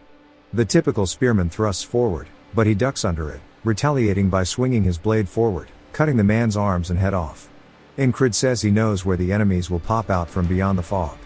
He pulls out one of his throwing knives, saying that he can get a few of them even if he can't see them, as he throws it forward, killing one of the enemy soldiers. As they begin to panic, we see one of them looking around in the fog, wondering what the hell is going on as he can't see anybody. He then immediately gets his leg lobbed off by Incred. Some of the crossbowmen start to panic, wondering what's going on. One of them raises his crossbow, getting ready to fire. Incred remembers Ragna telling him that he needs to look with his eyes and predict what will happen, and then move with his feet in accordance. As Incred ducks underneath the crossbowman's weapon, piercing him through the chest with his blade, Incred starts to laugh, saying this shit is hitting different and it feels like he's an entirely different person compared to when he didn't even have the basics down. He starts to charge deeper into the enemy lines, saying that he needs more and more people to come at him. He gets a little further until multiple crossbowmen all raise their weapons. As they're setting up the firing squad, one of them says that he's done well infiltrating up to here, asking him how he plans to make it out of this alive. As we see Incred panting, he steps forward, saying that he wants to fight it out with swords like men as he continuously plans on testing himself. They call him crazy and then immediately disrespect his request by unleashing crossbow bolts, killing him on the spot. We then jump back to the boatman as he's calling Incred foolish, saying that he's walked into his own grave, asking if he is all there upstairs, calling his mental cooked.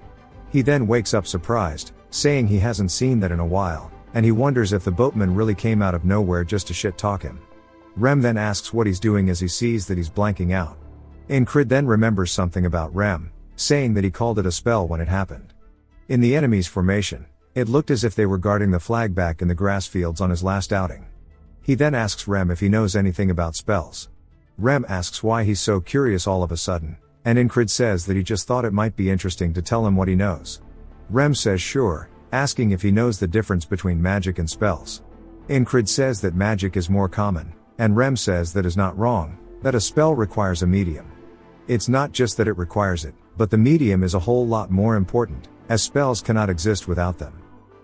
Incrid thinks about it, saying that the fog was due to the enemy's spell and that flag must have been the medium. Therefore, if the flag breaks, the fog will leave. Incrid asks him if his tribe also used spells since he knows they originated from the west and that is where Rem is from. Rem smiles, saying that he's seen them, asking if he knew that there aren't many actual spellcasters, as most of them are hex casters. Incrid ignores him, and Rem asks him where he's going. Incrid tells him that he's going to train. Ragna says that it looks like they both have the same training background, asking if he knows what the Unyuk sword technique is. We get some lore and we learn about 500 years ago there was 1 in a million prodigy. A child born on a sword farm slayed 12 bandits that attacked the farm with nothing but a fireplace poker. Having lost his parents early, he learned the sword at a young age, and a noble having heard the rumors took him in. That prodigy went by the name of Leonis Unyuk.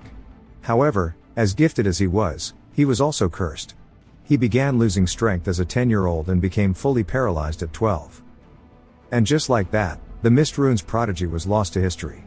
Rem says that at the age of 20, Leonis fully paralyzed and immortalized himself in the history of swordsmanship, completing all the sword techniques in the land and categorizing them into 5 categories: the righteous elaborate sword, the heavy strong sword, the flowing confounding sword, the fast swift sword, and the gentle parrying sword.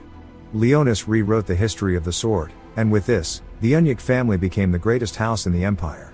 The after effects of this technique can still be felt, as it is the foundation of all swordsmanship today. Ragna says that there is the northern heavy sword and a bunch of other sword techniques, including some eastern techniques that utilize ki. And among those, the technique he developed branches off of the northern heavy sword. He tries to think about what Rem taught him, asking if it was called the conscience of the beast. Incrid corrects him, saying it's called the heart of the beast. And Ragna says that this will be more useful than that, and it's called concentrate on a single point. He needs to forget everything around him and focus only on his own sword and the enemies, and he'll show him how it works as he starts to get in a stance. Incrid wonders what's about to happen as Ragna thrusts his blade directly towards him, nicking the side of his throat. Incrid is surprised, saying that it was faster than Rem's axe, and he nearly just died. Ragna then asks if he felt anything, and we hear Rem calling him a degenerate, asking if he's really trying to kill the squad leader. Ragna says that people concentrate better in the face of death, and he's just trying to help him out. Rem says that he can't learn anything if he's dead, asking if he even knows how long it took for him to learn the heart of the beast. Ragna says that's only natural for a stupid barbarian teaching him, and they start to argue. Incrid says that both of them are pretty shit at teaching, though. Rem then says that his people are more north than his, saying that truly that means he's more barbaric. Ragna says no, as he knows Rem is from the southern barbarian tribe. As they continue bantering, Incrid tells them that's enough, and they should leave, as he is here for the departure order. Ragna then reminds Incrid to remember how alert he was just now, saying that moments before death, if he succeeds with concentrating on a single point, everything around him will fade, and he will feel his sword do his bidding.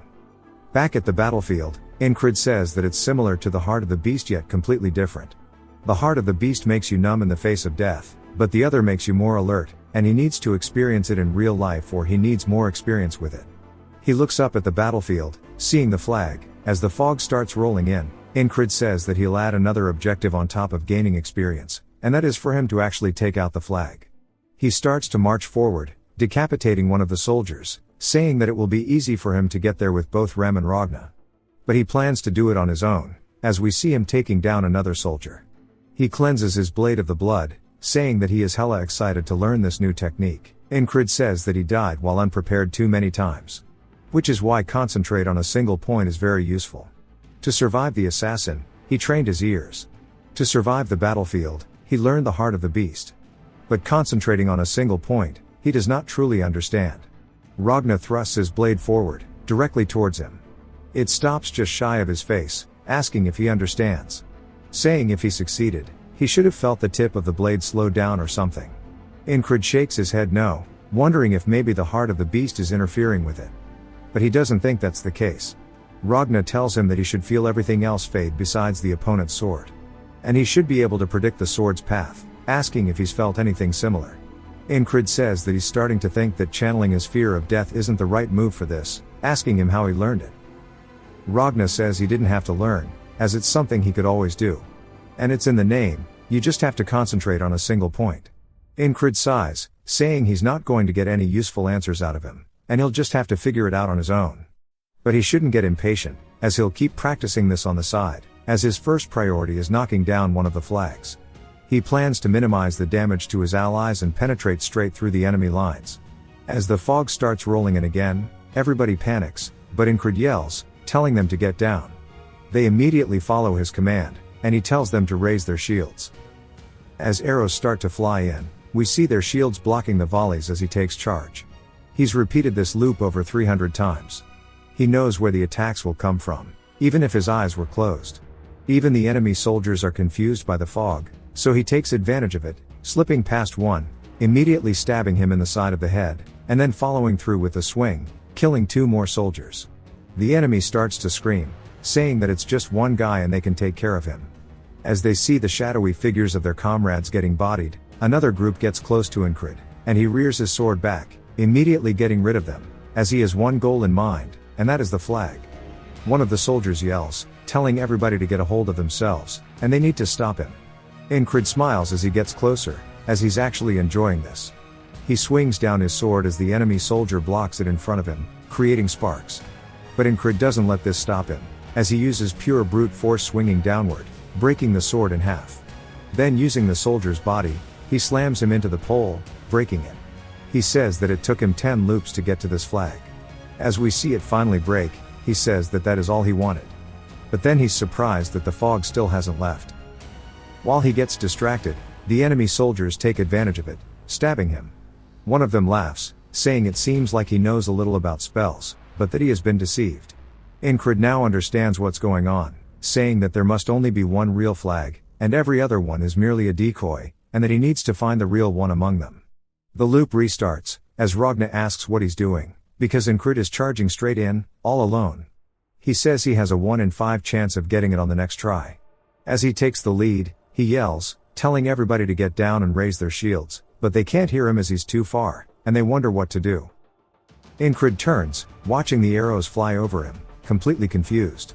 As he raises his shield, he blocks the ones in front of him, but all of his soldiers start to get clapped, and he wonders why they didn't listen like they did last time, saying maybe it's the timing, or maybe he needs to give them time to catch their breaths. He breaks another flag, only for it to be a fake, as he gets his head cut off immediately after. Now with 4 left, we see him break another one, yet it was still, again, a fake, as the soldiers killed him once more. That took him 5 extra loops. The 4th flag took him 7 extra loops to get there, and even after he broke it, it was still the same fate. He only has 2 flags left, and he says that if he were to trust his gut on which one is real, there's only one clear winner here, as it would have to be the one that is the furthest away from the rest. We see right beside it is the robed man from the camp. Incred kneels, telling everybody to get down and raise their shields, and they actually listen this time. The arrows get blocked once more, and Incred tells Rem to follow him. Rem asks if he's out of his mind, as they start to charge into the arrows. Incred says even if it's far away, he can't get exhausted before he reaches the flag. As they charge into the spearmen, Incred doesn't even bother swinging since Rem is with him. He takes out the man by throwing his axe. Incred says the plan is to get Rem to draw their attention, and he'll slide past them. Rem picks up the soldier, asking him who cast the spell, but realizes the dude has his brains on the ground, so he throws him away, saying that he'll just have to hear it from the next guy.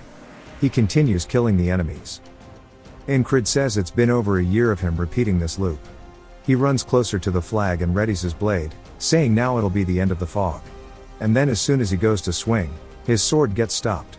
As we hear a familiar voice asking if this is a dream. As it's none other than Mitch, who knocks his blade away from the flag. Mitch says that God has answered his prayers. as he says that he has really wanted to kill him with his own hands, and he's been waiting for this moment. Ingrid glares at him, but it's solely because he doesn't remember who the hell he is. Mitch is a bit taken aback and then starts to get angry, asking how the hell he forgot about him in only a few days. But Ingrid is confused, since for him it's been so long. Ingrid asks Mitch who he is. Mitch says that he'll remember as he readies his blade, charging forward, saying that maybe being stabbed will jog his memory.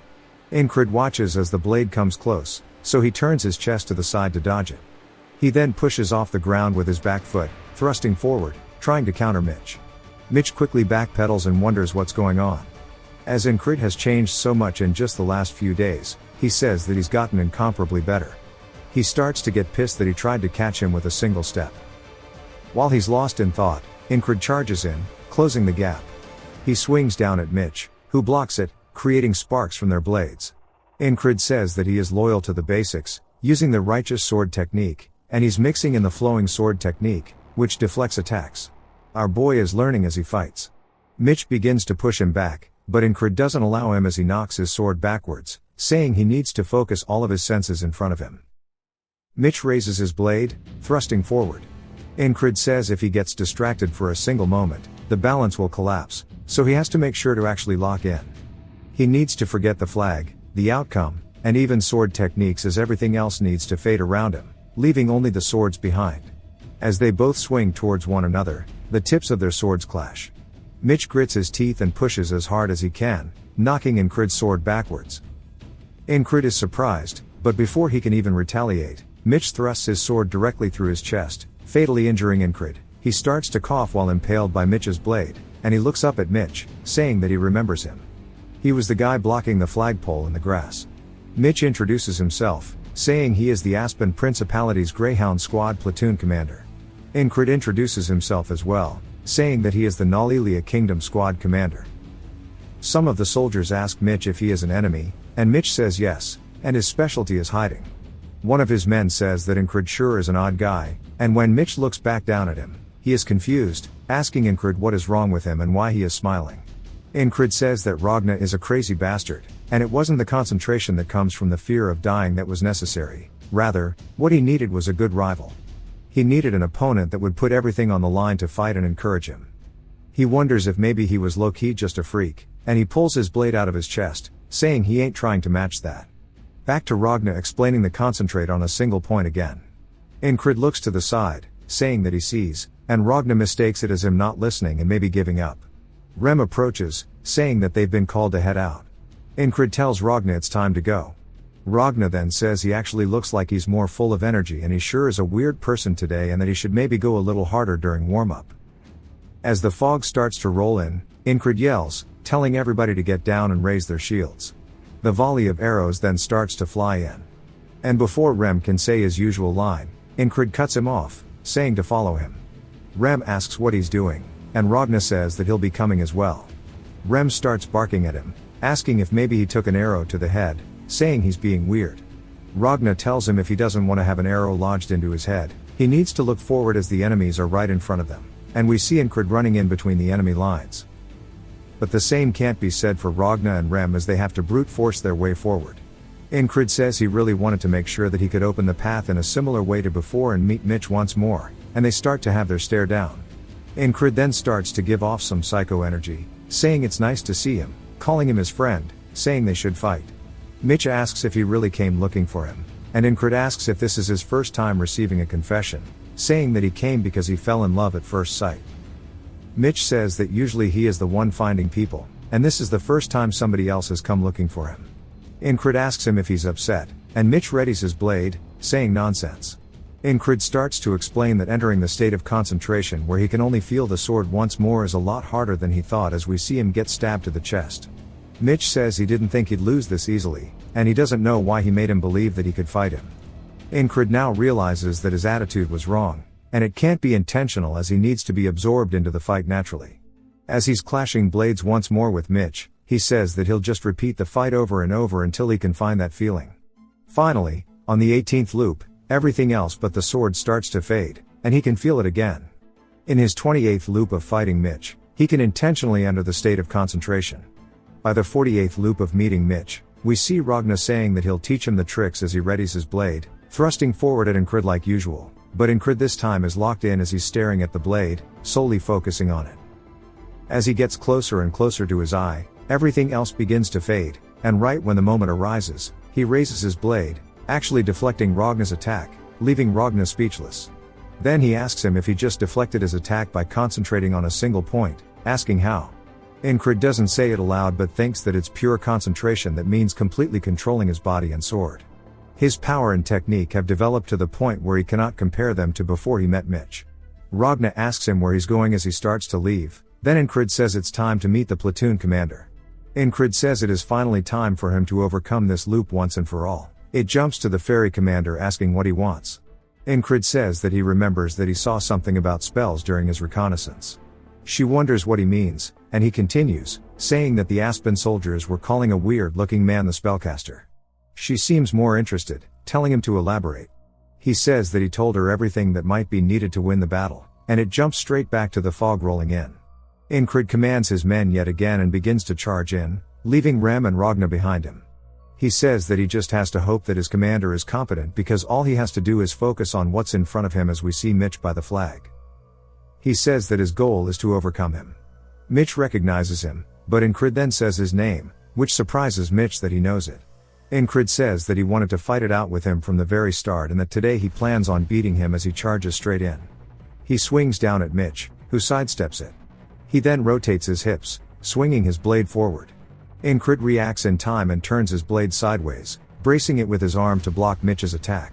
Mitch is actually surprised by how sturdy he is. Incrid then thrusts forward with his sword. Mitch narrowly blocks it, and he swings forward, knocking Incrid's sword back. They collide once more, creating sparks. Mitch then asks him if maybe he was hiding his skills, and Incrid says yes. Mitch then asks his name, and Incrid tells him. Then they begin trading blow for blow. Mitch tells him that he will remember the name, and Incrid says there is no need as he will remind him if he forgets. He then starts to lock in, focusing solely on Mitch's blade. He notices that Mitch's balance is shifting to his right foot as he is preparing to slash diagonally. Incrid sidesteps it, saying that he has learned this from all of the loops, and the experiences gained through repetition all culminate to allow him to see his movements. They both thrust directly towards each other's necks, barely grazing one another, as we see they both drew blood. Mitch then looks down to see Incrid actually following through with this swing, and he narrowly dodges by ducking underneath. He says that he really thought he would get him in a couple of moves, and he wonders why he is struggling against someone like this. He grits his teeth out of pure anger, saying that his righteous and flowing sword techniques are suited for parrying, so he needs to get a proper attack in. Now Mitch says that he will use his ultimate technique that he has learned to remedy that. He stomps forward and starts to swing his blade diagonally, saying that it is an attack that starts from the bottom and slashes in a huge arc. It is called the will cut. Incrid watches as Mitch prepares this heavy swing, and he starts to see the actual line. He says that he has died to this technique so many times because he couldn't see where and when it started. But now is not the case. As the blade starts to come up, he smiles, saying that he is so glad he gets to see it again. As they collide swords, Incrid actually manages to parry the will cut. Mitch's heart sinks, asking how the hell he saw it and parried it. We learn more about Mitch's family. It is one of the three main houses that reign over the Aspen Kingdom. House Hurrier represented the brute force of the kingdom and recruited any and all people who showed talent in the sword. He was also recruited from a regional house to that end. After adopting the name Hurrier, he proved himself with his skills and fought 2 adult knights at the age of 15. He won against a champion swordsman of a town at 18 and was strong enough to become the champion of an entire city at 22. He became one of the 3 best fighters in the Greyhounds through his skill alone. There were only a few that matched up to his talents. As we see him watching people train, he wonders why they put so much effort into it. Asking why it's so necessary to swing a sword until your hand bleeds, as it only takes a few swings for him to understand things. He was satisfied with the present, and he was emboldened by his skill, which was a mistake on his part from being complacent. Incrid starts to capitalize on the fact that Mitch lost balance and quickly stabs forward, piercing Mitch's shoulder, completely dominating the fight now. Mitch tries to find some way out of it, but Incrid quickly pulls the blade out, readying himself once more. Mitch then starts to lean over and spits up blood. Incrid starts to slowly walk towards him, and Mitch realizes that he underestimated him and thought that his attack would definitely get him. He says that Incrid isn't as good as him in strength or technique, and Incred says he's right. But in the end, he still beat his ass. Mitch starts to grit his teeth and realizes that he is right. Incred readies his blade to execute him, telling him that this was fun. Mitch says that if only he tried harder instead of being arrogant and relying solely on his skills. But he hears somebody yelling to protect Mitch. Then he watches as Incred's blade comes in to finish the fight, but someone blocks the attack, as we see it's none other than the Grey Dog, and Incred distances himself. Mitch's men then start to tend to his wound, asking if he is okay, and the Grey Dog tells them to take Mitch somewhere safe. He says he didn't expect one man to cause this mess, and he raises his blade, telling Incred he won't let him have a peaceful death. Incred says that he can't forget that he is surrounded by enemies here as they are in front of him and behind him, ready with crossbows. He says breaking the flag and securing his exit is his goal, aka the wall he must overcome to get out of this loop. His eyes start to focus, and the Grey Dog yells, telling his men to fire, and they all start to unleash their arrows directly towards Incred. Incred charges straight in through the arrows, saying that he can't avoid all the attacks, so he'll take them head on and continue advancing. Grey Dog raises his sword into the air, saying there's no way he's this foolish. He swings down towards Incred, only for it to be blocked. Incred realizes that his sword is cracked from the attack, saying that his technique is extremely heavy. To win this battle, he's going to need to die many more times, but the objective now is to win the battle, which means he needs to destroy the flag. He throws a throwing knife forward, trying to hit the flag, saying that the spell medium will stop working even if it's only slightly damaged. But his wind is moving the flag too much. Grey Dog calls him a bastard and swings at his head. Incred ducks underneath, throwing another dagger and saying that he needs to aim for the connection between the flag and the flagpole.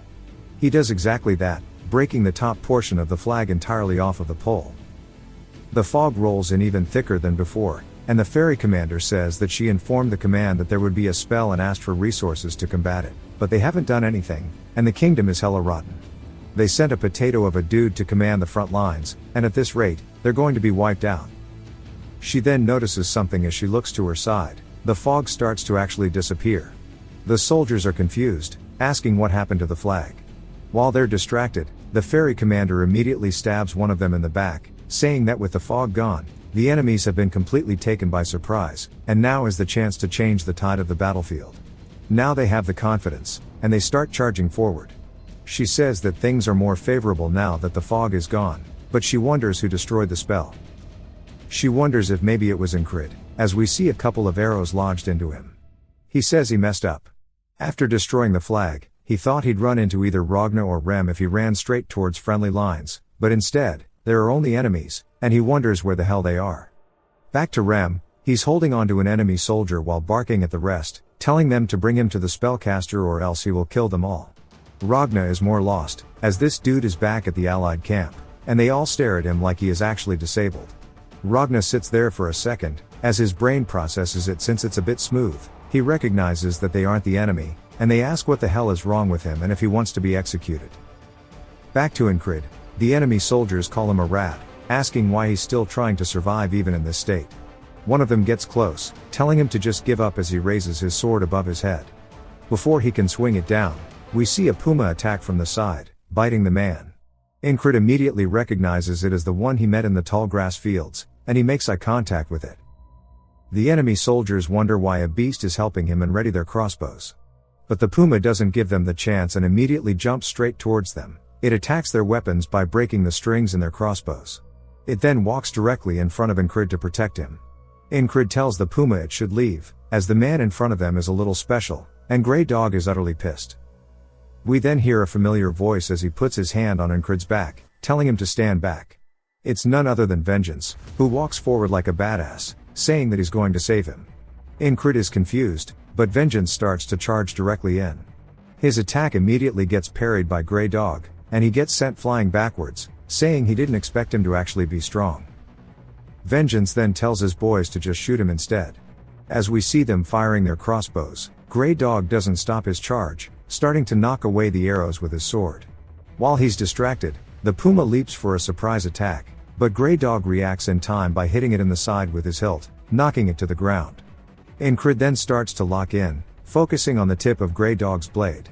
He says he sees it as he follows the line and raises his short sword up in front of him, saying he can't parry that sword with his strength, which means that he'll have to actually use Grey Dog's strength against him. He'll take one out of Mitch's book and let it flow against his blade. He does exactly that, but due to the short length of the blade, he actually gets cut on his arm.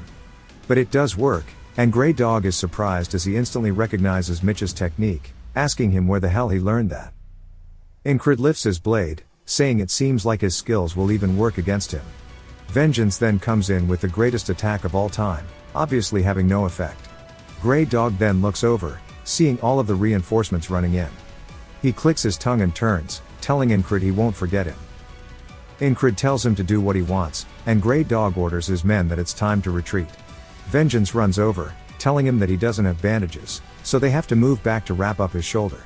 Incred says that they need to bring the puma too, and he picks him up. Vengeance calls him crazy, telling him to worry about himself first.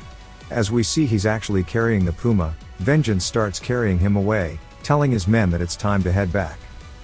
Incred's eyes then start to feel extremely heavy. Vengeance tries to bark at him enough to keep him awake, but he's lost too much blood, so his eyes start to slowly close.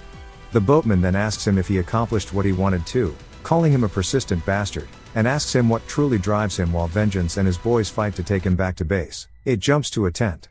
We hear a bunch of people talking about Incred, saying they hope he wakes up without any issues. Incred wonders what's going on as he feels a strange sensation in his hand. When he wakes up, he sees the puma cuddled up to him. Rem asks if he's awake, saying that he really thought he died this time, as we see all the squad members looking at him. Incred asks what's going on, and Jackson asks if he's feeling okay. He says he's thirsty, and Jackson hands him a drink, saying that he's lost a lot of blood. They tell him that, thankfully the medics said there won't be any lasting effects and that the goddess of luck must be on his side. Incred says that he must have passed out during the retreat. Jackson says that now that he's awake, he's going to leave, and Ragna says he's going to sleep. Incred's just glad he got through another day. Rem sits there deep in thought, and Incred asks him why he's staring at him like that, asking if he wants to pet the puma. Rem says no, he's not interested in beasts, and he asks him how he knew it was a spell. Incred says that he won't believe him if he tells him about the repeating days, so he needs to lie to him. But he says that he shouldn't because Rem has always been faithful to him, and he needs to return it in kind. He says that he was friends with someone like him, a settler, and he suspected that based on what he heard from him. In Incred's mind, he says that's a perfect lie, as he did hear it from a settler, which was Rem. Rem sighs, saying it's fine if he doesn't want to tell him. He should just not get himself interested in spells. Incred says he really is really smart despite how he looks, and he asks him what he was doing during the battle. Rem says that he was going to see the asshole who set up the flag, but he didn't like his face, so he sent his head flying. Incred says he was wondering what happened with the spellcaster since he never saw him. Krace tries to hand the puma some food in return for touching its paws, but the puma hisses. Incred says it might rip him to shreds, and Krace says it's worth 10,000 krona. And explains that because of its blue eyes, it's actually called a lake panther, and they're supposed to hold the energy of the lake inside them. Each of its claws is worth over 10,000 krona, and they keep growing new ones. Incred says that a single bronze coin is worth 1 krona, so 10,000 must be worth a gold coin, which is way more than his pay. After he collapsed, they dominated the battle easily since the flag was gone, but the battle itself wasn't conclusive, and since then they haven't gone marching or ventured out. He wonders if he would succeed in the parry that he did last time if he tried doing it again, but he's not sure. Jackson tells him that he's not going to heal if he keeps moving, and Incred says he's not overdoing it, this much is enough. Ragna tells him that the most he can do right now is stretch and continue resting. Rem asks if he's trying to spread his laziness to him, telling him to stop loitering in the walkway. Ragna goes to find his sword, and Rem asks if he's trying to fight, but Incred says he has a question regarding the sword, saying that he used a technique that he never practiced before. He asks if it's normal. Rem says that it's nothing special, and using the heart of the beast, he can actually see what the enemy is doing, so he would have been able to see how they swing the sword and how they use their strength. Ragna tells him that it should be easier since he learned the basics and should succeed with concentrating on a single point, so he definitely would have seen more. But he still must have gotten pretty lucky. Incred accepts the answer, saying that the day that just passed was not just one day for him, rather, it was hundreds of days of struggle. He got stronger through sheer hard work, not just through memorizing patterns. No matter how pathetic his talent is, he can continue growing. He tells both Rem and Ragna that he wants to duel. Rem says that they call him a madman, but he's clearly more psycho, and Ragna says that it's rare for him to agree with this idiot, but asks what he hopes to achieve in that condition. Ragna says that with his body in that state, duels are off the table.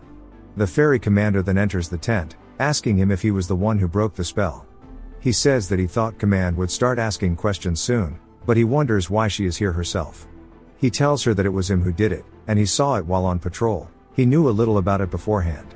She says there were 5 decoys, asking how he found the real one, and he tells her that he just guessed.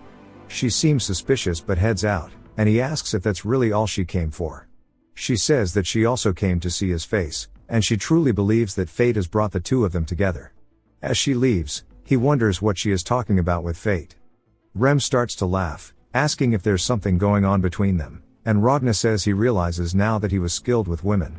Ingrid tells him to shut up. Craze says that he knew he was suited to start a host bar with him, and he'll make the terms favorable for him. Ingrid just wonders why she's like that himself. Craze then tells him that he has some good news, as a squire from the Night Order is here. Ingrid is told that it is the Scarlet Cloak Night Order.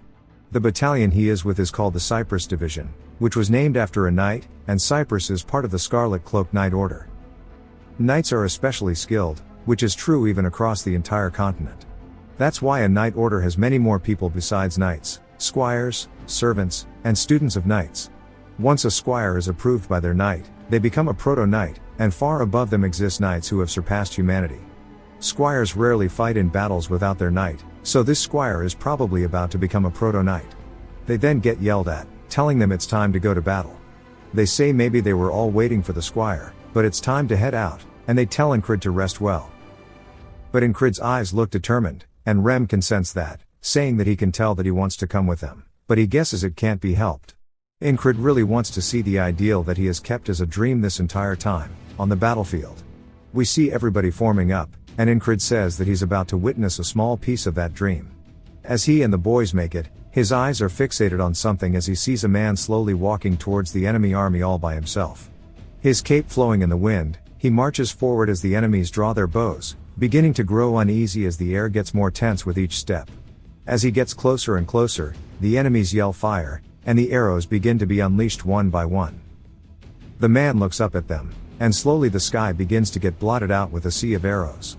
They start to fall directly towards the man. He finally stops walking and kneels down to the ground while holding onto his blade. His legs begin to give off a strange aura, and Ragna says that he used determination on his legs, as we see the wind channeling upwards from him. He quickly bursts off the ground, completely redirecting all the arrows above him as he charges directly into the enemy line. Ingrid is completely speechless as the man stops just shy of the enemy front line. In one quick breath, he unsheathes his blade, slaughtering them and sending half of their corpses flying through the air with just that one strike, and Ingrid now realizes how big the gap truly is. The enemy soldiers start to wonder if they are dreaming. The man kneels down once more and quickly dashes forward, swinging to his left, sending a whole group of them flying, and then immediately dashing forward again and swinging to his right, carving out the enemy front lines. From the enemy's point of view, they are just getting sent flying through the air as one man renders their army useless, akin to a natural disaster. The commander yells, telling them to stop him, calling them all idiots, only for him to get ahead of himself as the man quickly leaps up, decapitating him on the spot. He then lands directly on top of the horse, and Ingrid's eyes are filled with nothing but admiration. Rem says that guy's not bad, and he isn't called the war specialist for no reason. Ragna starts to think about how it would be a good fight, but Jackson says the enemy had at least 5 opportunities to stop him, and the enemy commander is an idiot. Odan prays for those who died, and Craze says it's going to be over without them needing to do anything. Ingrid starts to think about what kind of sword technique he used, asking if maybe it's the righteous sword, but immediately correcting himself, saying it has elements of the heavy and the swift sword. He explains how the righteous sword is a just and intricate technique that lures the opponent into your moves. The heavy sword utilizes strength to cut through everything and dominate the opponent. The confounding sword tricks the opponent, ambushing them, and the swift sword overwhelms the enemy with speed. The flowing sword is a gentle technique that parries the enemy's attacks and retaliates. Ingrid says that even though the heavy and swift swords are at opposite ends of the spectrum, he can see both of them in this man. Then he realizes something, saying that they might actually be different in character. But all of these techniques started from one single source, and if one understands the commonality between all 5 and wields the sword like a living object, then maybe that is the secret to having any form of moderate success. He starts to have some form of enlightenment as his eyes start to close slowly. The main army starts to charge in towards the enemies, and both Rem and Ragna look at Incrid and realize. Rem smiles and says that the squad leader is about to overcome something, so they shouldn't let anybody disturb him, and they all start to form a wall around him. While Incrid is lost in his mind, he says nothing changes despite his understanding, as understanding is nothing. He starts to look up, while in this limbo-like state, he only sees the wall he must overcome, and he says that it exists to show him how much further he has to claw his way up. As the main forces run by him, in his mind, he is still juggling with trying to truly understand the thought that he is having. He is climbing over the wall, saying that he will make sure he sees it all the way to the top. The armies now begin to battle, and Incrid starts to see a light on top of the wall. The troops finally start to push the enemies back. As Incrid continues crawling up more and more, the allied troops raise their hands into the air, cheering for victory. Incrid opens his eyes, saying that the war is finally coming to an end, and the following winter and spring are going to be very busy. Back at another kingdom, it is none other than the Principality of Aspen, and we learn that it is controlled by three main families: Aspen the Sovereign, Hurrier the Mighty, and Atkins the Administrator. The Administrator says they use the Frog General as an excuse, and the frogs do require a nightly response, so they have nothing to retort.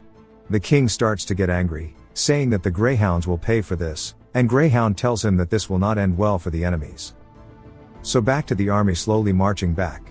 Incrid says that after the lengthy war, the Aspen forces headed back as well, so they had no choice but to do the same. They made their way to Border Guard, the kingdom's remote fortress city, and with its proximity to Aspen, the city is heavily militarized, with 1 in 5 people being a soldier.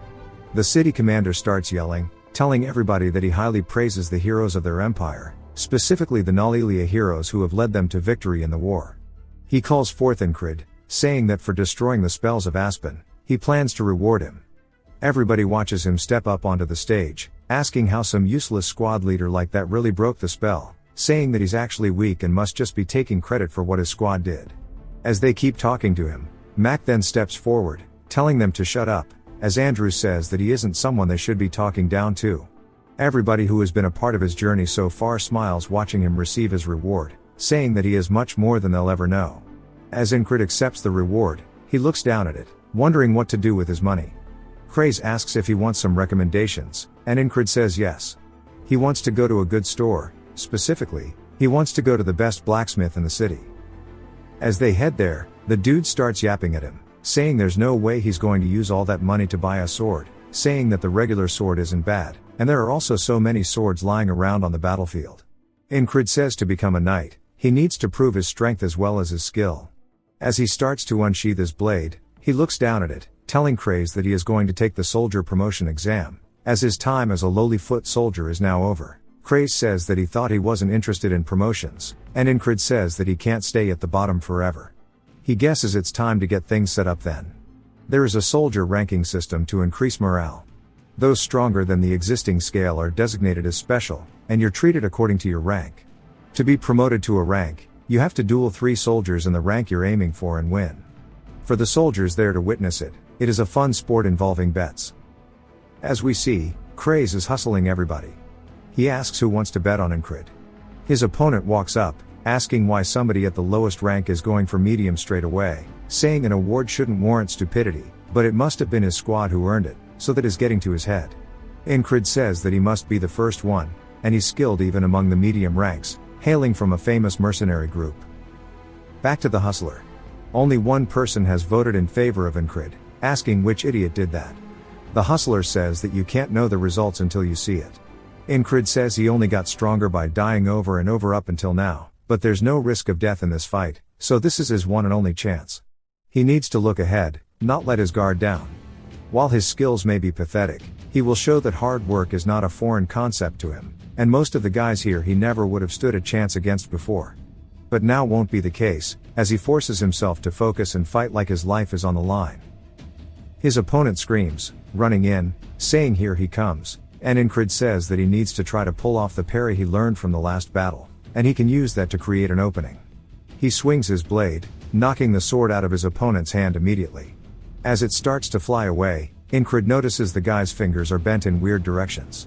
The guy starts screaming about how his shit is cooked, and while he's distracted, Incrid charges forward, hitting him in the face with the hilt of his sword. The guy falls to the floor, bleeding out of the mouth, and Incred wonders why the hell this guy is so weak.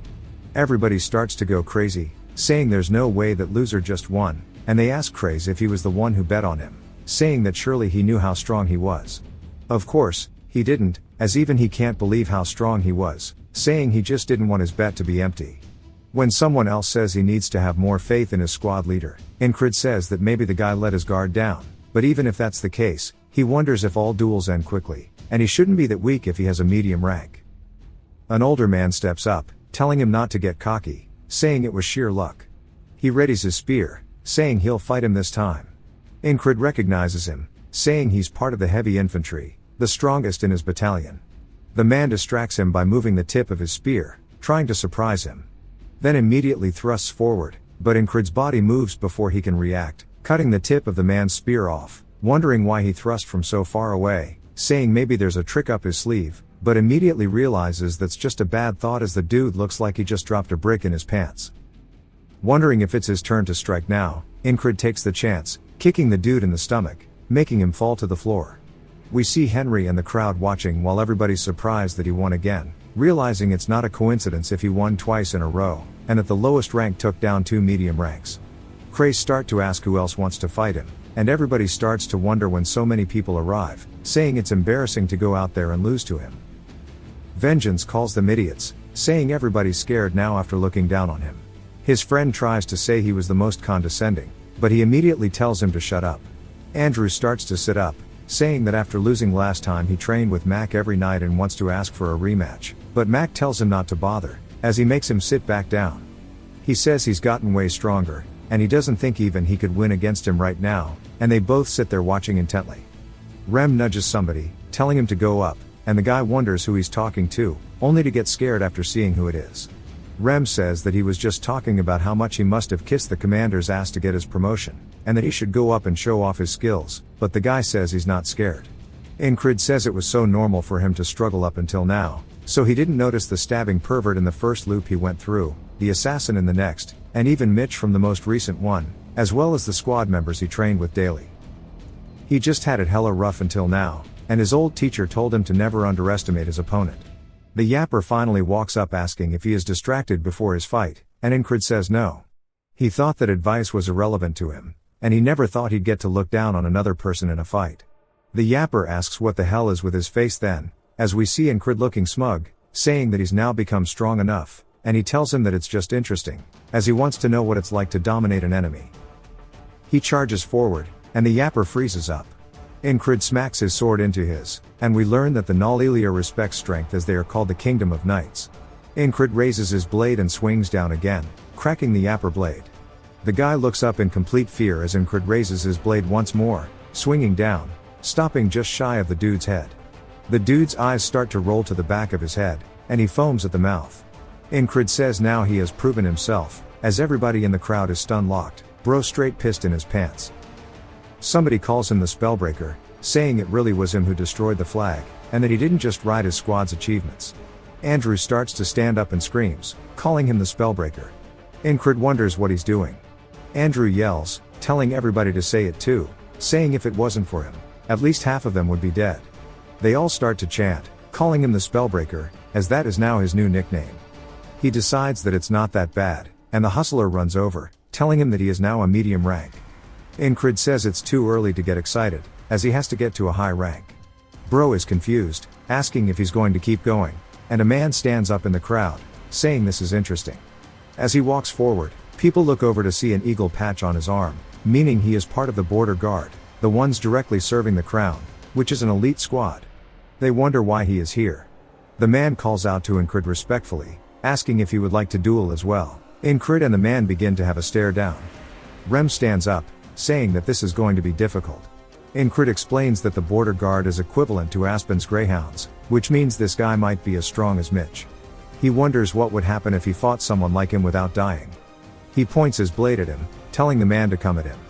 The man finds this amusing, saying he's not scared while going against someone like him in the special forces, and after watching him, he's way more interesting than he thought.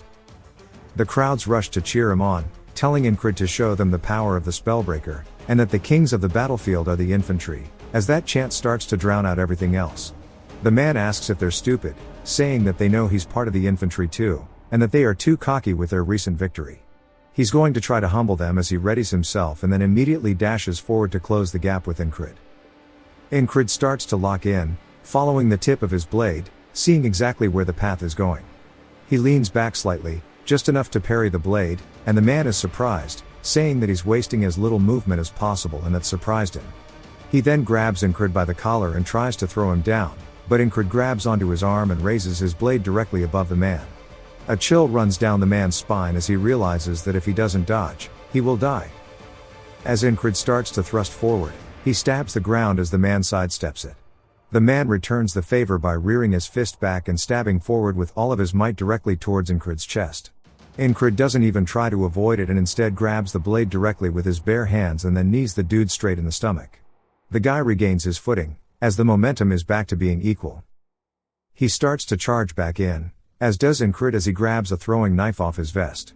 They both start stabbing directly at each other's heads, only for the fairy commander to appear, knocking both of their blades away with one strike. She tells them that's enough, any more and they'll kill each other. Incrid is gassed out, and so is the other dude, and Jackson is ready to kill him. Actually, it's not just him but rather all of the boys have pulled up. Rem says, "Look at this lucky bastard." The man tells him not to get too excited as this is only a duel.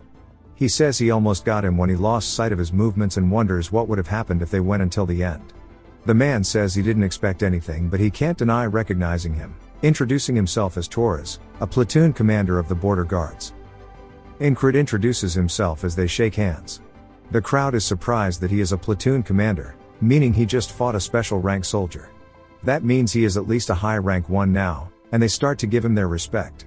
Incrid glances back at their cheers and raises his hand, brushing it off. Torres says he likes his reaction and that he'll see him again soon, calling him a high rank soldier. Incrid says with this he is one step closer. On the outskirts of the town inside of the barracks, a man tries to tell Incrid to come to his company as he is the first company commander of the heavy armored infantry called the Turtles, and his name is Graham. Incrid says this is his third request, and maybe it's because of his rank or the role he played in breaking the spell. Accepting an offer means he would be a monthly lease in the military. While it's a great offer, he doesn't want it, so he bows apologizing to Graham. Graham says that if it's about the 4th company commander, he'll have a word with him. Incrid says that's not it. The guy says he seems completely unbothered and just knows that he would still like him on his side. Incrid asks if he would like Rem, and the guy says he does not want a psycho in his squad and that he survived the last battle thanks to him and should keep at it. Craze asks if it's time to pack their bags, and Incrid says no. He asks why he's rejecting everything, saying right now he'll get treated well no matter where he goes. When Incrid goes to explain it, somebody else appears. When they turn to see who it is, it's Torres, who asks Incrid how he's been. He says he'll be direct with him and wants him to come to the border guards.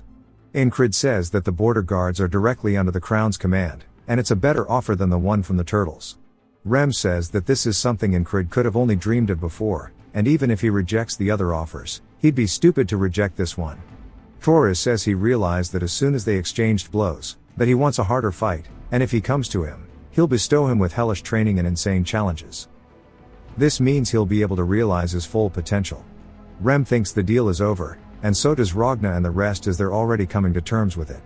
Incrid waits for a second and then says if he's talking about endless hellish training, there's no place like where he is currently and that what he wants is not to reach his full potential but rather fully overcome it. Sometime later, Rem is shivering in bed, saying it's so cold and he wishes he could fight it with his axe. He asks Incrid where he's going, telling him to get him some hot stones. Incrid says that with the battle over, he's completely useless. Odan says it'll get warmer if he moves and he should come outside for some training. Rem barks at him, saying he's gonna kill him. Odan asks Incrid if he wants to train with him, saying it'll thaw his frozen muscles. Incrid says he needs to go on duty right now and he'll do it once he's back. Then Rem reminds him to buy hot stones. As Incrid leaves, he says winter hit real quick. It jumps to a market stall and he says the border guard's purpose is to go to battle, but with the lack of battle, they patrol the streets to safeguard the city. He's introduced to 2 people named Jack and Bo, and the 3 of them are meant to work as a team today. Incrid wonders if they are part of the scouting mission, saying he has heard those names somewhere before. Jack says being on duty with the famous Spellbreaker is an honor, and Bo says he heard he got promoted to a high rank as well. Going from the lowest rank to the high rank in one go is amazing. Incrid says he got lucky, and Jack says he wants to see how strong he is, asking if they can duel when they go back. Incrid says he's always welcome to duels, and Jack says that's a promise. Later on, while they are patrolling, Jack and Bo start to get closer to him, wondering why they have to do this in such cold weather. Incrid wonders why they are so close, saying he's not big enough to block the wind. As they pass by a market stall, a robed figure begins to approach them. Incrid notices something as the person begins to trip. He goes to help the kid, but they immediately pull out a dagger, and before he can even react, it's plunged directly into his chest. He begins to spit up blood, wondering what's going on, and Jack and Bo quickly cover it up by saying that he was drinking so early in the morning and they are hiding him from the crowd, meaning they are all working together. The robed man asks if he's surprised, saying that a greyhound never forgets its target. Incrid says that this half-fairy assassin must have been sent because he broke the spell. The assassin pulls the knife out of Incrid's chest, causing him to drop to his knees as Jack and Bo leave him. Jack says the mission is successful and they should head back. One of them is named Rotten, as we see him up in a guard tower nodding for confirmation. Incrid says he remembers them now. They were the wounded soldiers from the recon mission according to Craze, and they found an excuse to make contact with Aspen. As he falls to the ground, he says it's a 4v1 and this is going to be rough. A woman spots him on the street and her face turns pale as she screams as his blood begins to pool out. Incrid says this will be interesting. His eyes open wide awake, and he tells them good morning. Rem asks what's wrong with him, and Incrid says nothing, he just wants to start today with some energy. Rem again tells him to get some hot stones. As Incrid approaches Odon, who is pouring water on his head in the ice, it immediately steams off. Odon asks what he can do for his squad leader. Incrid says he mentioned a method about heating up his body. Odon says it's called bare body training, and it's essential to keep your strength in this cold weather as it will prepare you for any situation. Incrid tells him to teach him. He saw the dagger being pulled out, but he could not react because his body wasn't prepared, he was frozen solid. Odon instructs him to get into a stretching position and says he should have noticed that as soon as he saw Jack and Bo stick close to him and he'll take those two down first. After he can't take them down too early, the assassin will flee. Odon says his muscles will be sad if he can't even hold this. Incrid tells him they're already screaming. He gets introduced to Jack and Bo once more and tells them it's nice to meet them. They ask him if he's cold seeing him without his cloak, and he says he was just training. They start to get close to him again, and Incrid shows that his body isn't in its prime, thanks to Odon. Right about now should be when the assassin makes his appearance as he spots him in the crowd, and on cue he makes his appearance from a bit ahead. Incrid immediately raises his hands, swinging backwards, hitting Jack in the face, but Bo manages to dodge under it. Bo asks if he somehow noticed and draws for his blade. Incrid sees the assassin, saying he's either going to charge in and attack or run away. He draws his blades and needs to take care of these two quickly. The assassin throws something at him, which makes a screeching sound. Incrid wonders what the sound is, but it's too late as the throwing knife has already pierced his chest. He looks down in confusion as it was so fast he didn't even see it. Not only that, but because of how far they were in through the crowd, it means this dude is deadly accurate. The guy tells him once more that a greyhound never forgets its target. Incrid says it pierced his heart by the time he noticed it flying through the air, and that is a dagger faster than sound. The same woman from before screams that a person just died here. Incrid says he needs to face melee and ranged assailants at once. He begins to smile, then faces death, asking how he should prepare. Incrid says that the half-fairy stabs when he's close and throws a dagger when he's far. This isn't hard to understand as this wall is relatively simple. He continues his stretching. Incrid says death. Odon asks if he's threatening him as he sits atop his back, but Incrid says no, he genuinely thinks he's going to die.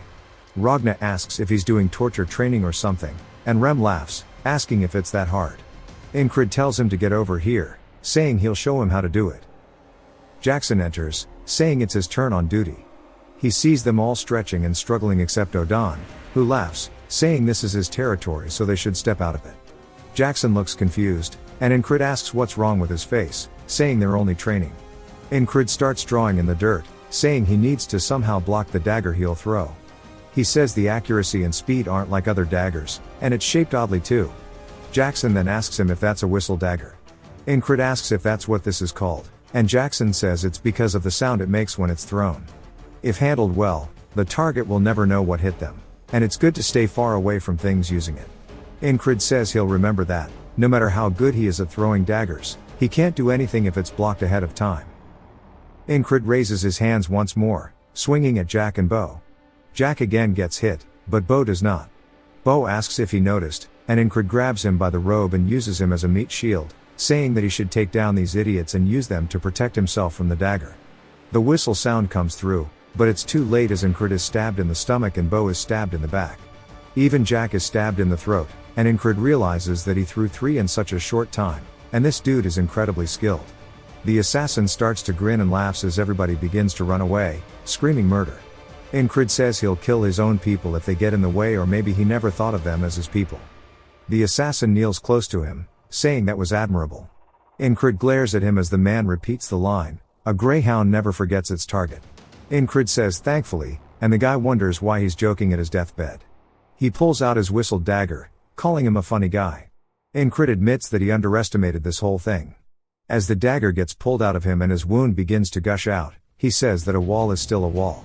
The boatman asks why he is enjoying this, saying he should laugh while he still can because the despair at the end of that enjoyment is why this is a curse. Incred wakes back up in bed and heads out, saying no to him, this is solely a blessing. He asks Jackson to tell him about a whistled dagger, and Jackson asks where it came from. Incred asks if that's important for the explanation, and Jackson says that it's multiple thin blades pressed into one, which causes the whistling sound as it flies. At one point, it was called the dagger that is only heard, and it's really hard to follow with a human eye. Incred asks what he's meant to do if he wants to see and dodge it, and Jackson says that he can't.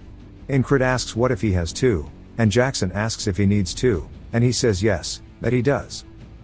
Jackson says that this guy is being weird again, wondering where he even heard about this. He says there's no point in spotting an already thrown dagger, he has to watch the hand of the thrower. The path it takes is decided at the moment it's thrown. There are ways to hide himself as it's thrown, but it's not hard to spot once you know what it is. Incred asks if he thinks he can learn the technique, and Jackson says not with the way he throws. Incred says he's continuously catching strays, and Jackson asks if he wants him to teach him how to throw daggers. Incred is surprised that he offered to teach him first, and Jackson says that if he's not confident, he doesn't need to do it, but Incred tells him he'll learn. Back at the market, Jack and Bo are following him once more. Incred explains that the moment he throws his dagger, he needs to relax his whole body and focus as the blade leaves his hands. Seeing and dodging it is the same. As he stares at where the assassin usually appears, he sees only his feet before drawing his blade, immediately cutting Jack's head off. As Bo goes to reach for his, he turns towards him, slicing him through the stomach. The woman that usually sees him die screams, saying that there's been a murder, and both Jack and Bo have dropped to the floor. The assassin starts to approach, and Incred says he needs to watch his opponent and switch from relaxed to focused. He can only avoid dying if he protects his heart, and he needs to watch the tip of his hand. The dagger is immediately lodged into his arm, and he didn't even see it. He looks down at it only to catch another one straight to the chest, saying that shit was too fast as it only lasted for a split second, but he saw something for sure at the start. He saw a shine from the assassin's hand, and he's sure of it. The assassin goes to say his line, but Incred finishes for him, saying that a greyhound never forgets its target. The assassin's surprised and asks how he knew. Incred smiles, saying that he'll see him again because after a few more loops, he'll know all of his tricks. In the next loop, Incred quickly draws his blade, piercing Jack in the throat, immediately following it up by killing Bo as well, saying he needs to eliminate these 2 as fast as possible. Everybody starts to scream about a murder, and he quickly turns his body to the side, looking for the assassin, saying he's no longer someone who only dreams of doing better. He sees the shine in the assassin's hand and says that he can achieve what he wants through hard work. The dagger is immediately thrown as it soars through the air towards him. Incred uses concentrate on a single point to follow its path and uses metal bracers to block the first one. The assassin begins to spin another one, calling him crazy while sweating nervously. Incred realizes that it's coming from the front and needs to dodge to the side. But it was none other than a feint, as the assassin is still spinning the whistle dagger on his finger. Incred realizes this and accepts his fate, as there's nothing he can do when the assassin throws the blade for real this time, piercing him through the chest. He drops to his knees, saying that he can adjust his timing according to his movements, and that this dagger is pretty damn cool as he pulls it out of his chest. He looks down at it, saying that he wants to have this as well. We see him spinning a throwing knife on his finger, and he throws it towards a fruit. He misses, and Jackson asks what he's doing. Incred says he's practicing with the whistle dagger, and Jackson tells him that's not a whistle dagger. Incrid tells him that he'll have a real one soon. As he is spinning his throwing knife, the string breaks, and it flies right by Jackson's head, leading to an awkward silence. Incrid explains that this is the 8th loop. The whistle dagger comes straight in, and Incrid ducks underneath, saying he won't fall for his delayed attacks again. He then feels a sharp pain in his back as we see an arrow lodged into it, and he forgot that Rotten was up in the tower. On the 9th loop, he's throwing his own dagger, which hits Rotten straight in the throat. The assassin calls him an idiot for looking away and throws his dagger, only for him to die once more. Then we see the fruit he was throwing at earlier get pierced as Jackson was holding it, and it falls to the floor. He looks over at Incrid, surprised, and Incrid says that his arm and hands are for guiding it, and your entire body is used to throw, asking what he is missing here. Jackson says that this should be enough, asking if he learned to throw daggers before. Of course, Jackson taught him, but Incrid can't tell him that, so he says that he saw someone throwing one on the battlefield, and he just copied him. Jackson wonders if he is a hidden genius or something and asks if he has heard of the throwing blade technique, saying it was created by a man called Georg, an assassin. The name comes from his weapon, the whistle dagger. Georg strived for a soundless blade made of a very thin single-bladed knife. However, that was too difficult to handle, which led to the whistle dagger as they know it today. Incrid says that must have some real history behind it, and Jackson asks if he hasn't heard about it, saying that he thought he would have. Incrid asks why he would think that, and Jackson says that it's because his stance fits perfectly with throwing the whistle dagger. Now on his 10th loop, we see Jack asking him where he wants to go, and Incrid says that he told him they are patrolling another route today. Jack tries to tell him they were assigned to the market, though, and that they'll be punished for this. Incrid barks at him, pulling rank, saying that he ranks the highest, so he'll take responsibility to follow him. Jack and Bo then discuss what to do, and as they get further from the town, we see them up at a hilltop. Incrid says the market is a stage that has been perfectly set up by the assassins, but he doesn't plan to play their games. Jack tells him that they should return, and Incrid asks them what they earned for betraying them. Jack and Bo realize the jig is up and immediately draw their weapons, running at him. He slices horizontally, cutting Jack open, and immediately impales Bo with his sword, killing them both. Then he glares over as the assassin makes his way up the hill, but Rotten is there as well. Rotten is surprised, and Incrid tells them that they're late and to start already. The assassin then throws out 3 whistle daggers at the exact same time. Incrid pushes his hand on the ground and lifts his body up over them, saying it doesn't matter how many he throws as long as he sees his hands. Rotten then goes for a crossbow shot on his back, but Incrid throws a knife directly at him, piercing his skull. The assassin calls him an idiot, saying he looked away. Incrid then blocks it with his bracer, and the assassin starts to have some cold sweats as Incrid slowly turns towards him and lowers his arm, giving this dude one hell of a glare. The assassin starts to shake, asking him who the hell he is, and Incrid tells him there's no need for him to know as he pulls the dagger out of his forearm. He asks him how many of the whistle daggers he has on him. If you've watched till the end, comment, Dexter, to let me know. Subscribe for more videos like this, leave a like or a comment to help the channel out. Thanks for watching.